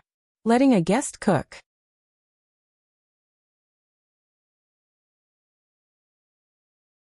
Chapter 496. Chinwanner was in a daze. Once a person's body was exhausted to the limit, they would always dream of beautiful things. Chinwanner's dream was beautiful. Soft beach, cute bikinis, sunbathing under the bright sun, and incomparably rich food. So fragrant, it must be very delicious. Also, there was a naked handsome guy. The naked handsome guy turned his head. How could it be Su-yin? Obviously, this was not a nightmare, but at least it was enough to wake Chinwanner up. Chinwanner was about to complain that this bastard Su-yin had suddenly broken into her dream and pulled her back to reality before she could enjoy the delicious food. She smelled a floating fragrance of delicious food. Yes, this was the smell. Chinwanner was stunned. Could it be that she was not dreaming? Was it a dream within a dream? She was still dreaming. No way. Was she going to direct a Chinwanner version of the Inception dream? As she was thinking, she reached out and pinched her inner thigh. Ouch. Pain. It was very painful. Immediately, a faint red mark was left on her white and tender thigh. A Chinwanner blushed. She clearly did not remember when she had taken off all her clothes. She was only wearing a bra and panties. Luckily, there was no one at home. No, there was definitely something wrong. If there was no one at home, how could there be such a tempting smell from the kitchen? There was only one answer. Su-yin was back. Chinwanner's brain buzzed. She quickly put on her clothes and prayed 1,000 times in her heart.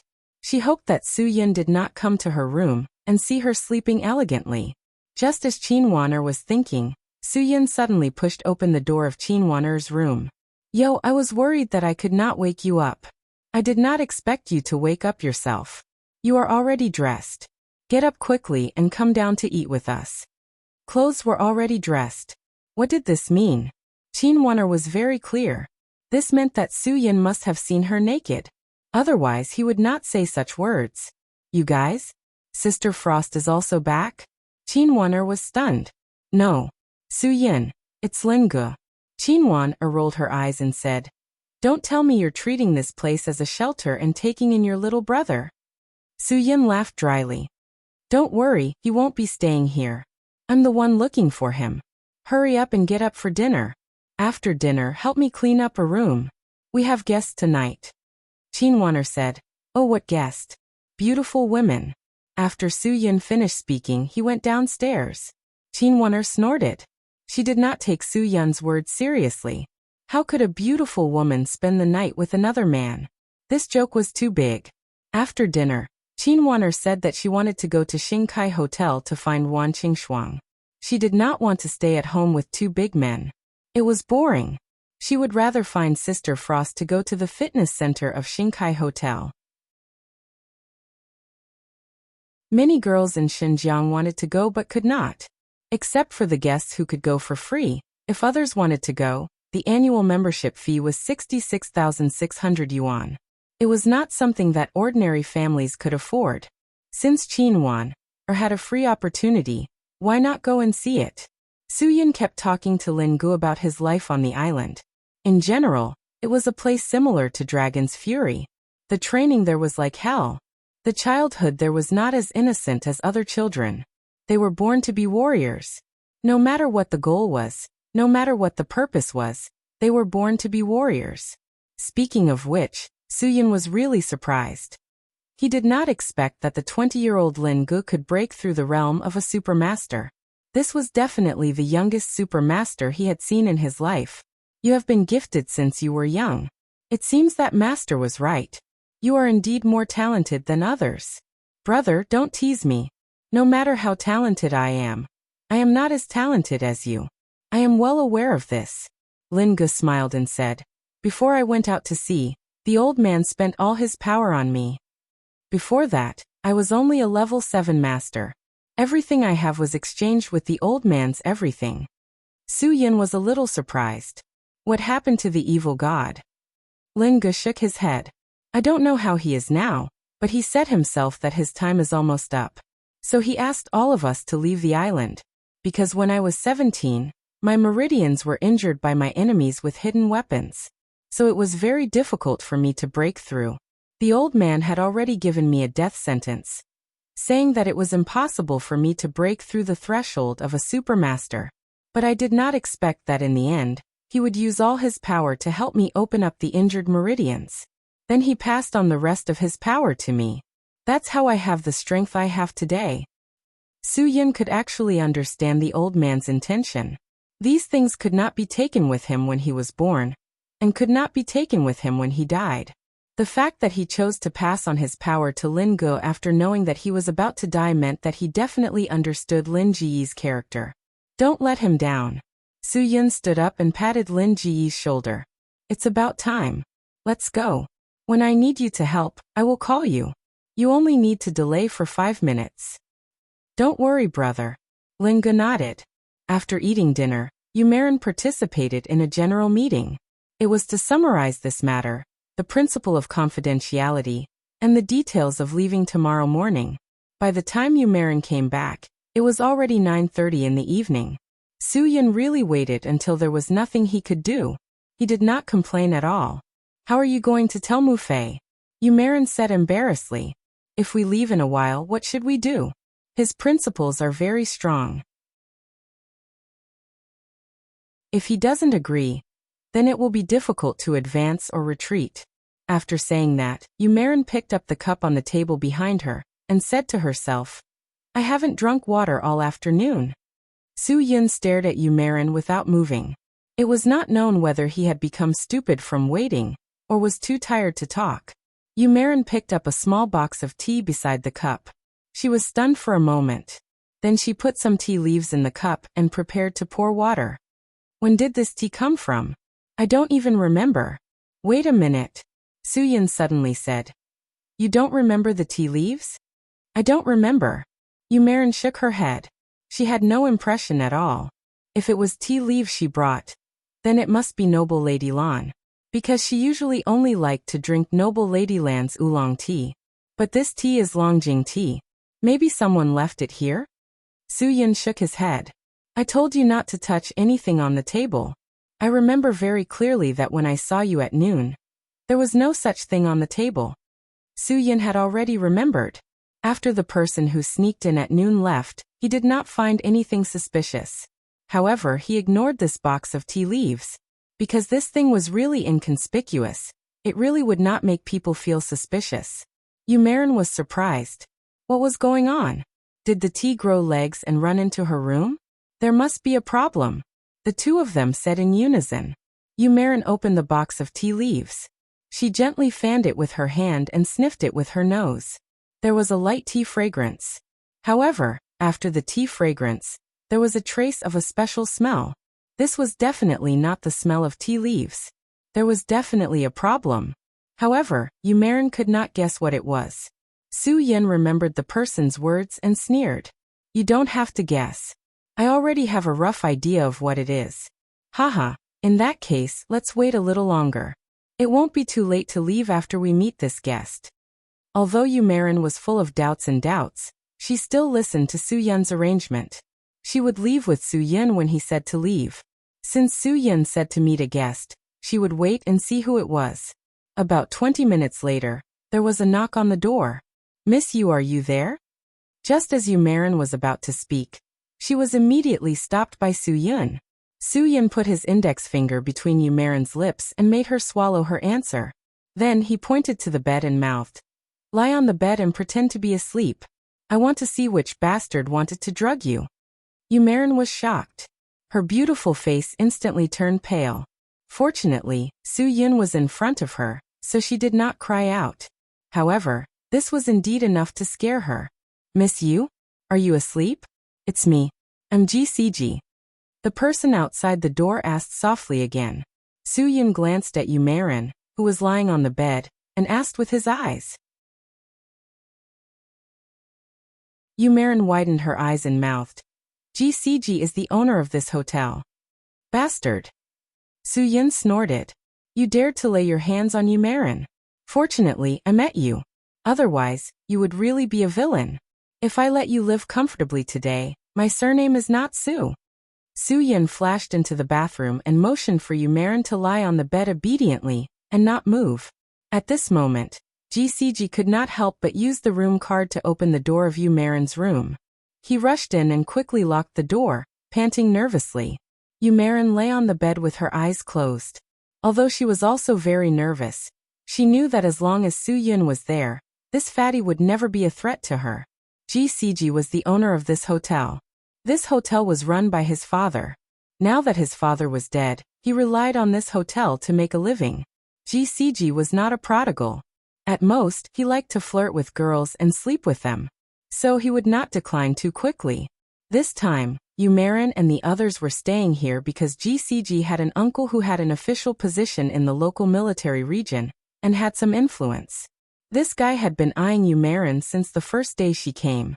However, because of Yumarin's special identity, he did not dare to make a move. Now that he knew that Yumarin was leaving tomorrow, he thought of a despicable method. He put the drugged tea in Yumarin's room and prayed that Yumarin would drink tea at night, and then knock her out. Then, he would come in and do what he imagined. Now, in GCG's eyes, all his plans were so perfect because the beauty he liked was lying in front of him like a sleeping princess. He also imagined himself as a prince riding a white horse. In the army, it should be the Frog Prince. Who cares if he was a prince? Even if he was a pig-headed prince, today this beauty would be his toy. Thinking of this, GCG took off his coat and rubbed his hands together and said to himself, "Hee little baby, I miss you so much. Since you are leaving tomorrow, I will leave you an unforgettable night. Don't worry, I will slowly. It won't hurt at all, hee."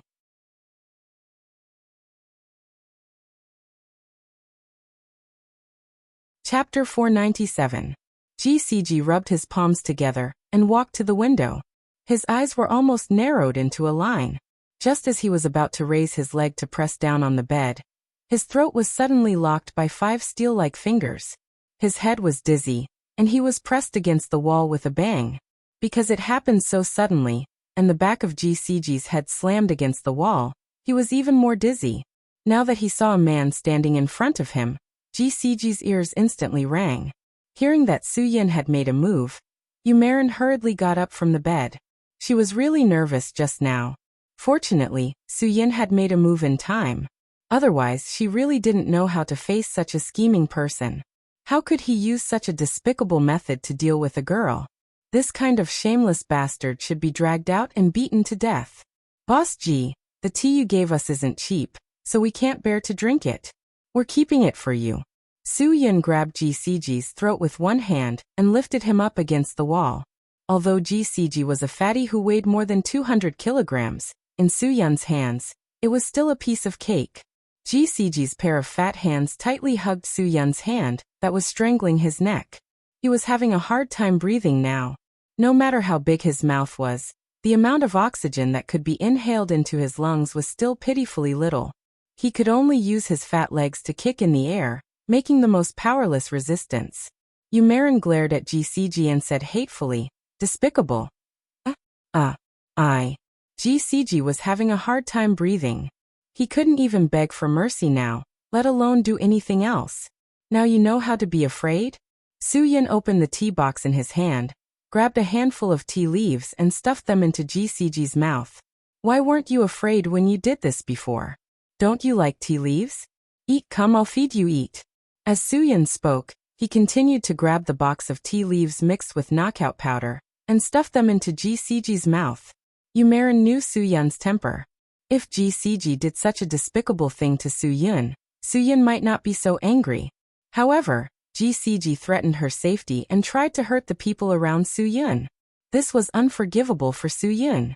A whole box of tea leaves was stuffed into GCG's mouth by Soo-Yin. Only then did Soo-Yin loosen his hands. GCG felt relieved. Even so, he covered the tea leaves that he almost spat out with both hands and quickly fled to the bathroom. He almost plunged his head into the toilet before vomiting. Soo-Yin sneered. You can still think so much at a time like this. You are really a talent. What was he thinking about? Yumarin was a little puzzled. If we call the police now and he spat the tea leaves on the ground, wouldn't there be evidence of him drugging us? Now that he has spat out all the tea leaves, there is no evidence left. Don't you think he thought a lot? After Soo-Yin finished speaking, he strode forward and stomped on GCG's back. GCG, who had just vomited, slapped his face on the vomit, and his entire head sank into the toilet. He was unwilling to give up. He hugged the edge of the toilet with both hands and wanted to get up angrily. However, the foot behind him was too strong. He couldn't even struggle. A strong and huge fear rose in GCG's heart because he didn't know who was behind him. Soo-Yin stepped on GCG's back and reached out to press the flush button on the toilet. Flush all these things away to ensure that the police won't find any evidence. Otherwise, what you did just now would be meaningless. The toilet water swooshed down and surrounded GCG's entire head. Then it crazily swirled down to the bottom of the toilet. The suction force pulled GCG's entire face out of shape. Poor GCG. A minute ago, he was still flaunting his prowess and fantasizing about how he would do it on the bed. A minute later, he was ravaged and humiliated. He really had the heart to die. At this moment, GCG's mind was filled with one person. The face that appeared in front of him just now. He swore that he would not be a gentleman if he didn't take revenge. For a moment, his blood rushed to his head. In a moment of desperation, GCG actually fainted. From the moment he woke up to the moment he fainted, his face never left the toilet. Soo-Yin raised his foot and grinned. With such little ability, you still have the nerve to come out. This is just a small punishment. You can't have given him. Yumarin's face turned pale. After all, this was her room. Don't worry, he just fainted. And I can guarantee that if someone asks him why he is here, he will definitely say that he doesn't know anything. Soo-Yin smiled slightly because he was guilty. He was afraid that others would know that he had tried to drug Yumarin. With that said, Soo-Yin took out his mobile phone and dialed Lin Ji's number. You've been waiting for a long time. There was a small accident. It's okay, I'm used to it. Lin Ge smiled slightly. If an assassin couldn't even do the most basic thing of waiting, then he might as well not do it. He wouldn't be able to do it for a lifetime. Get ready to move. Soo-Yin hung up the phone. Lin Ge put away his mobile phone and directly appeared at the entrance of the hotel. Because he was leaving tomorrow, Mu Fei had been anxiously waiting for Leader Yan, who had sneaked in through him for the third time, to come out earlier. Suddenly seeing a suspicious person, Mu Fei naturally raised his guard. Hey. Lin Ge hooked his finger at Mu Fei. Sheepdog, don't tell me you don't recognize me? Mu Fei's face instantly changed. Fuck. This bastard actually dared to call him a sheepdog. Not many people knew of his nickname, because he had always been responsible for the logistics and security of the Dragon Brigade's medical team. Guarding the door was a basic job for him. To put it nicely, he was called a door god. To put it bluntly, he was called a watchdog. His surname was Mu, so some bad guys in the Dragon Brigade gave him a nickname, Sheepdog. Most of the people who called him that were from the Dragon Fury team, but they didn't have any malicious intentions. Soo-Yin also knew of his nickname, and occasionally called him that once or twice. He didn't recognize the little bastard in front of Mu Fei. He knew everyone in the Dragon Fury team, but he had never seen this little bastard before. "It's me, Dove." Lin Ge grinned. "We haven't seen each other for 10 years. Don't tell me you don't recognize me so quickly?" Mu Fei's jaw almost dropped.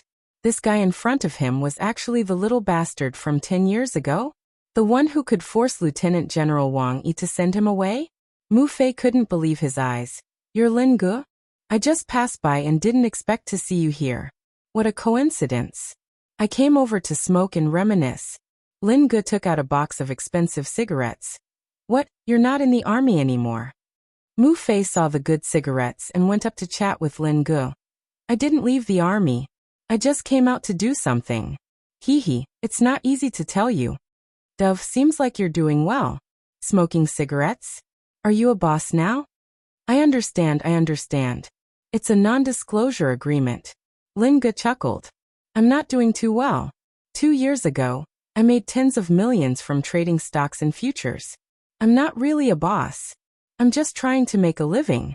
I'm not as good as you, Brother Fei. What's your level now?" Mu Fei smiled awkwardly. "I'm in the logistics department. How can I be promoted so quickly? You're doing so well now. When can you teach me how to play stocks and futures? I can do it as a side business when I have nothing to do." Lin Ge patted his chest. "That's easy. If you want to learn, leave it to me." "Oh right, are you having a meeting here? Who's here? Is there anyone I know?" Mu Fei thought to himself, "We're all in the medical team, so there shouldn't be anyone you're familiar with, right?" But then he suddenly got a shock. "Oh, I forgot. Your boss is still inside, but his current identity is a little, that, boss." Lin Ge pretended to be stupid. "Who?" "Leader Yan Yanlong," Mu Fei said anxiously. "Maybe he'll come out later and you'll see him." Lin Ge was stunned. "He's here? Then I don't want to see him. I was beaten by him many times in the 5 years I was in the army. It's not like you don't know that I was the one who was beaten by him the most. It's been 10 years. What if I see him and he hits me again? Where will I put my face? I can't beat him." At this time, Lin Ji's phone vibrated in his pocket. He knew that everything was settled, so he quickly changed his words. "No, I have something to do. I have to go. You go ahead." Mu Fei was addicted to chatting. "Don't. It's such a coincidence. You should at least meet Leader Yan." "I'm not joking with you. Also, can you at least talk to me about the stock certificates? I don't know anything. I'm a beginner. You worry. I'll call you later," Lin Ge said as he ran away. Mu Fei waved his hand and said goodbye to him. He nodded repeatedly until Lin Ji's figure disappeared. He was stunned. This kid didn't ask for his phone number. How could he call him? Is he joking with me? Damn. Lin Ge quickly ran to the meeting place and saw Su Yun and Yu Marin. This kid has been away for so long, and is no longer the eccentric person he used to be. He said, "Sister Yu, you're getting prettier. It's been 10 years, and your skin is still so good. TSK. My brother is so lucky." Yu Marin's eyes widened. She didn't hear Su Yun say that there were other people who were talking to him. She asked in surprise, "He is, pigeon." Su Yun said, "That Xiao Budian from that year. I wonder if you still have any impression? I always beat him until his face was bruised and swollen. I always brought him to you to treat his wounds." Yu Marin exclaimed, "Lin Ge?" Lin Ge smiled shyly. "Sister Yu, I didn't expect you to still remember me. I'm so honored." "Of course, I remember you. You were in the army for 5 years, and I did simple bandages for you more than 100 times. I didn't expect you to grow so big." Yu Marin was shocked. She even suspected that Su Yun had beaten him to death when she left. Su Yun stopped a taxi by the roadside and said to the two of them, "Let's talk when we get home. Don't say too much on the way. It won't be good if you scare the taxi driver."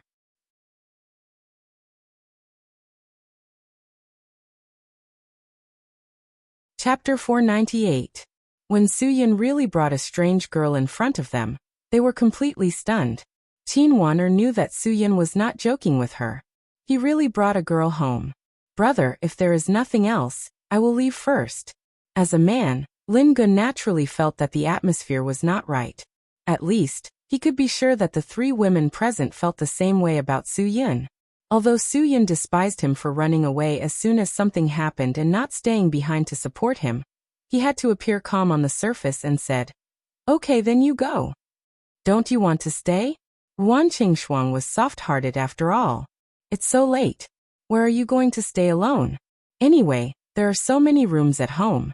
How about this? I will go and clean up another room. Shaolin, don't leave. Stay here tonight." Qin Wan'er snorted and said, "That's right. Stay. But Sister Qingshuang, you don't have to clean up. They haven't seen each other for a long time. Stay in a room and have a good chat." "No. No need. Thank you, sisters. I still have some things to deal with, and I have a place to stay." Lin Gu politely refused, and then said to Su Yun and Yu Marin, "Brother, sister you have a good rest." Seeing Su Yun nod, Lin Gu, who got permission, quickly left the villa. A woman's jealousy was a very strong undercurrent. At least Lin Gu could feel it. Wan Qingshuang was the most indifferent on the surface. No one could see her jealousy, but it was also the sharpest. The only disadvantage was that her jealousy produced a sharp undercurrent that would only hurt herself and not others. Qin Wan'er was the one who looked the least calm. Her jealousy was very obvious. As long as one was not a fool, they would definitely be able to tell at a glance. However, she felt that she did not show it at all. Her jealousy produced a sharp undercurrent that did not have eyes. Whoever provoked her, she would hurt that person. Of course, this included Su Yun. No one could escape from it. The sharp undercurrent of jealousy in Yu Marin's heart belonged to the category of biding her time. If others didn't hurt her, she would definitely not take the initiative to attack. However, if others used the sharp undercurrent of jealousy to hurt her, she would not hesitate to retaliate. Now what Su Yin was most worried about was whether or not Qin Wan'er, this jealous person, would accidentally trigger Yu Marin's trap. He could only pray that on the surface, everyone had to be reasonable and not make a big deal out of it. If that was the case, things would not be good. "Let me introduce you." Su Yin tried to break through the awkwardness. "No need, we can do it ourselves." Qin Wan'er was not willing to be outdone. After rejecting Su Yin, she said directly, "Hello, I am Qin Wan'er, from the Shenzhen City Police Station. I have experienced a lot with Su Yin. We can be considered as confidants. She is my sister, Wan Qingshuang." Hehe, is she a natural couple with Su Yin? Quite compatible? It was just a self-introduction, but there was already a hidden mystery. Su Yun's heart skipped a beat. He seemed to have realized what was going to happen next. Yu Marin smiled slightly. When she first saw these two girls, she knew that Su Yun must have a deep relationship and story with them. Otherwise, Su Yun would not live under the same roof with them. And this girl named Qin Wan'er obviously likes Su Yun. She could not accept other girls liking Su Yun, but she could accept the girl named Wan Qingshuang liking Su Yun. No, she could even accept Su Yun liking the girl named Wan Qingshuang. Secondly, she had a place in Su Yun's heart. It seemed that the story between Su Yun and Wan Qingshuang should be deeper. Of course, Yu Marin knew that these were just her own guesses. What kind of story had happened between them? She could not be sure just by guessing. At least she could be sure that these two girls must be 100% good to Su Yun. That was enough. Sister Qingshuang Wan'er, hello. Yu Marin's performance was still very polite. At least when Su Yun heard this, he did not feel frightened at all. But then Yu Marin's words made Su Yun's heart jump to his throat. Yu Marin actually had a faint smile and continued. "My name is Yu Marin. When I was 5 years old, I met Su Yun. The two of us grew up together. In the words of the TV series, we should be called childhood sweethearts, right?" Childhood sweethearts. Qin Wan'er was defeated in the first move. She was completely defeated. They had known each other since they were 5 years old. For 20 years, they were childhood sweethearts. They grew up together naked. Maybe she knew how many moles Su Yin had on his body. God, there was no competition at all. Su Yin sighed. This time he was really put on a big hat. But through this incident, Su Yin felt for the first time that Yu Marin cared about him. Maybe when they were in the army, there were no other women around Su Yun.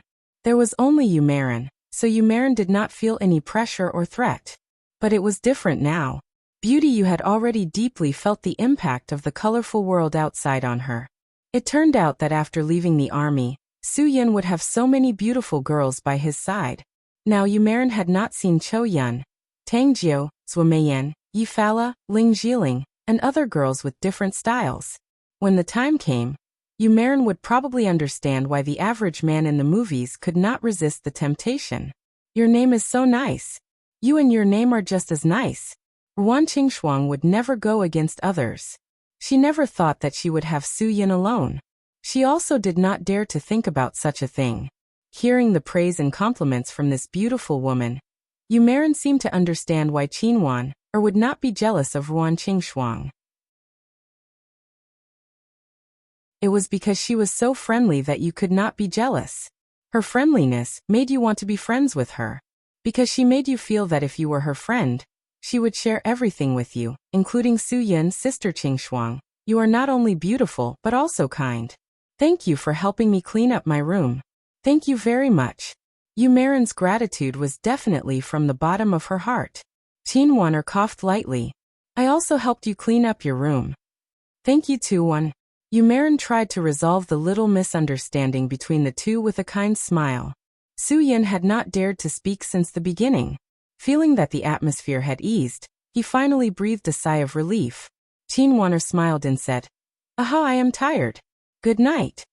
After that, she turned around and went straight upstairs to her room. Su Yun was very grateful that Qin Wan gave him face. Wan Qingshuang also smiled and said, I worked all day today. I also worked out with Wan in the fitness center for more than an hour. I am also tired. I have to get up early tomorrow. I am going to sleep first. You guys should rest early too. You have worked hard today.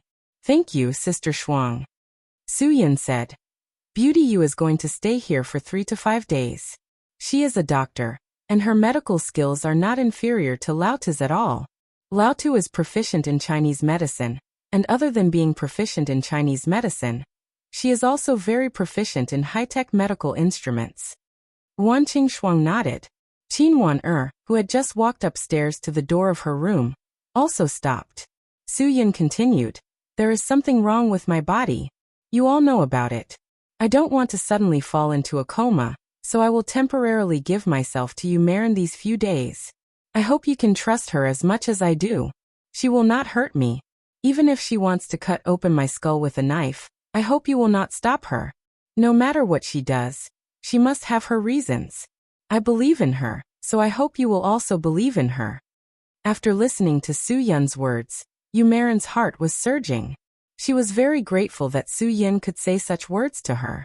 Her eyes were red and she said, Thank you for trusting me so much. Don't worry. Since you have said so, I will definitely cooperate. Wan Qingshuang smiled and said, Yumarin, haha, I will call you beautiful sister from now on, okay? Of course. Yumarin nodded and said, Sister Qingshuang, I will trouble you here these few days. Wan Qingshuang hurriedly shook her head and said, I should be the one who said trouble. Please help Su Yun see a doctor. He really scared us when he fell into a coma last time. I really hope you can help him solve this problem. Otherwise, we will always be worried that he will suddenly fall into a coma and have an accident. Qin Wan ran down the stairs again, but she only said one sentence and ran back. Dr. Yu, I will trouble you. I will leave Su Yun to you. If there is anything you need, you can just ask me to do it. A man suddenly pulled the hearts of 3 women together. When anyone had a common goal and interest, they would become a cooperative group. Now for the 3 of them, the most important thing was Su Yun's health. So Su Yun's health could be healthy and no accidents would happen to him. This was their common goal and interest. It was late. Wan Qingshuang took Yumarin to see her room, and then went back to rest. Suddenly changed to a strange environment, Yumarin did not feel sleepy. After she took a shower, she lay on the bed for a while. Finally, she decided to get up and went to Su Yun's room. Before she knocked on the door, Su Yun, who had already heard the breath, said, The door is not locked. Yumarin opened the door and walked into Su Yun's room. Seeing Su Yun sitting cross-legged on the bed, She did not disturb him. She waited for Su-Yun to circulate his qi and unblock his meridians for the last time before she said, Lieutenant General Wang Yi taught you the breathing and expiration method, right? Su-Yun nodded and said, Yes, I have been practicing it. This breathing and expiration method was very useful for the breakthrough of the cultivation state, but since I reached the super state, it is almost useless. But when I practice it occasionally, my body and mind will be very relaxed, and my tiredness and fatigue will be swept away. This feeling is very good. If I have the chance, I will also learn it. Yumarin smiled faintly. Can't sleep? You are not used to the new place, right? Su-Yun got up and poured Yumarin a glass of water and handed it to her. Yumarin nodded and said, For as long as I can remember, I have always lived in the army's dormitory or the hotel's guest room. I have never lived in a room like this. When I was in that room just now, I kept feeling that it was not mine. It was weird, so I couldn't sleep. Su-Yun grinned and said, If you like it, that room is yours. It will always be yours. In the future, you can sleep in that room whenever you want. Yumarin was very excited. Really? Really? Su-Yun said. You're tuning in to the Earbook Haven YouTube channel. Don't forget to subscribe and join us on this journey to catch the most captivating stories.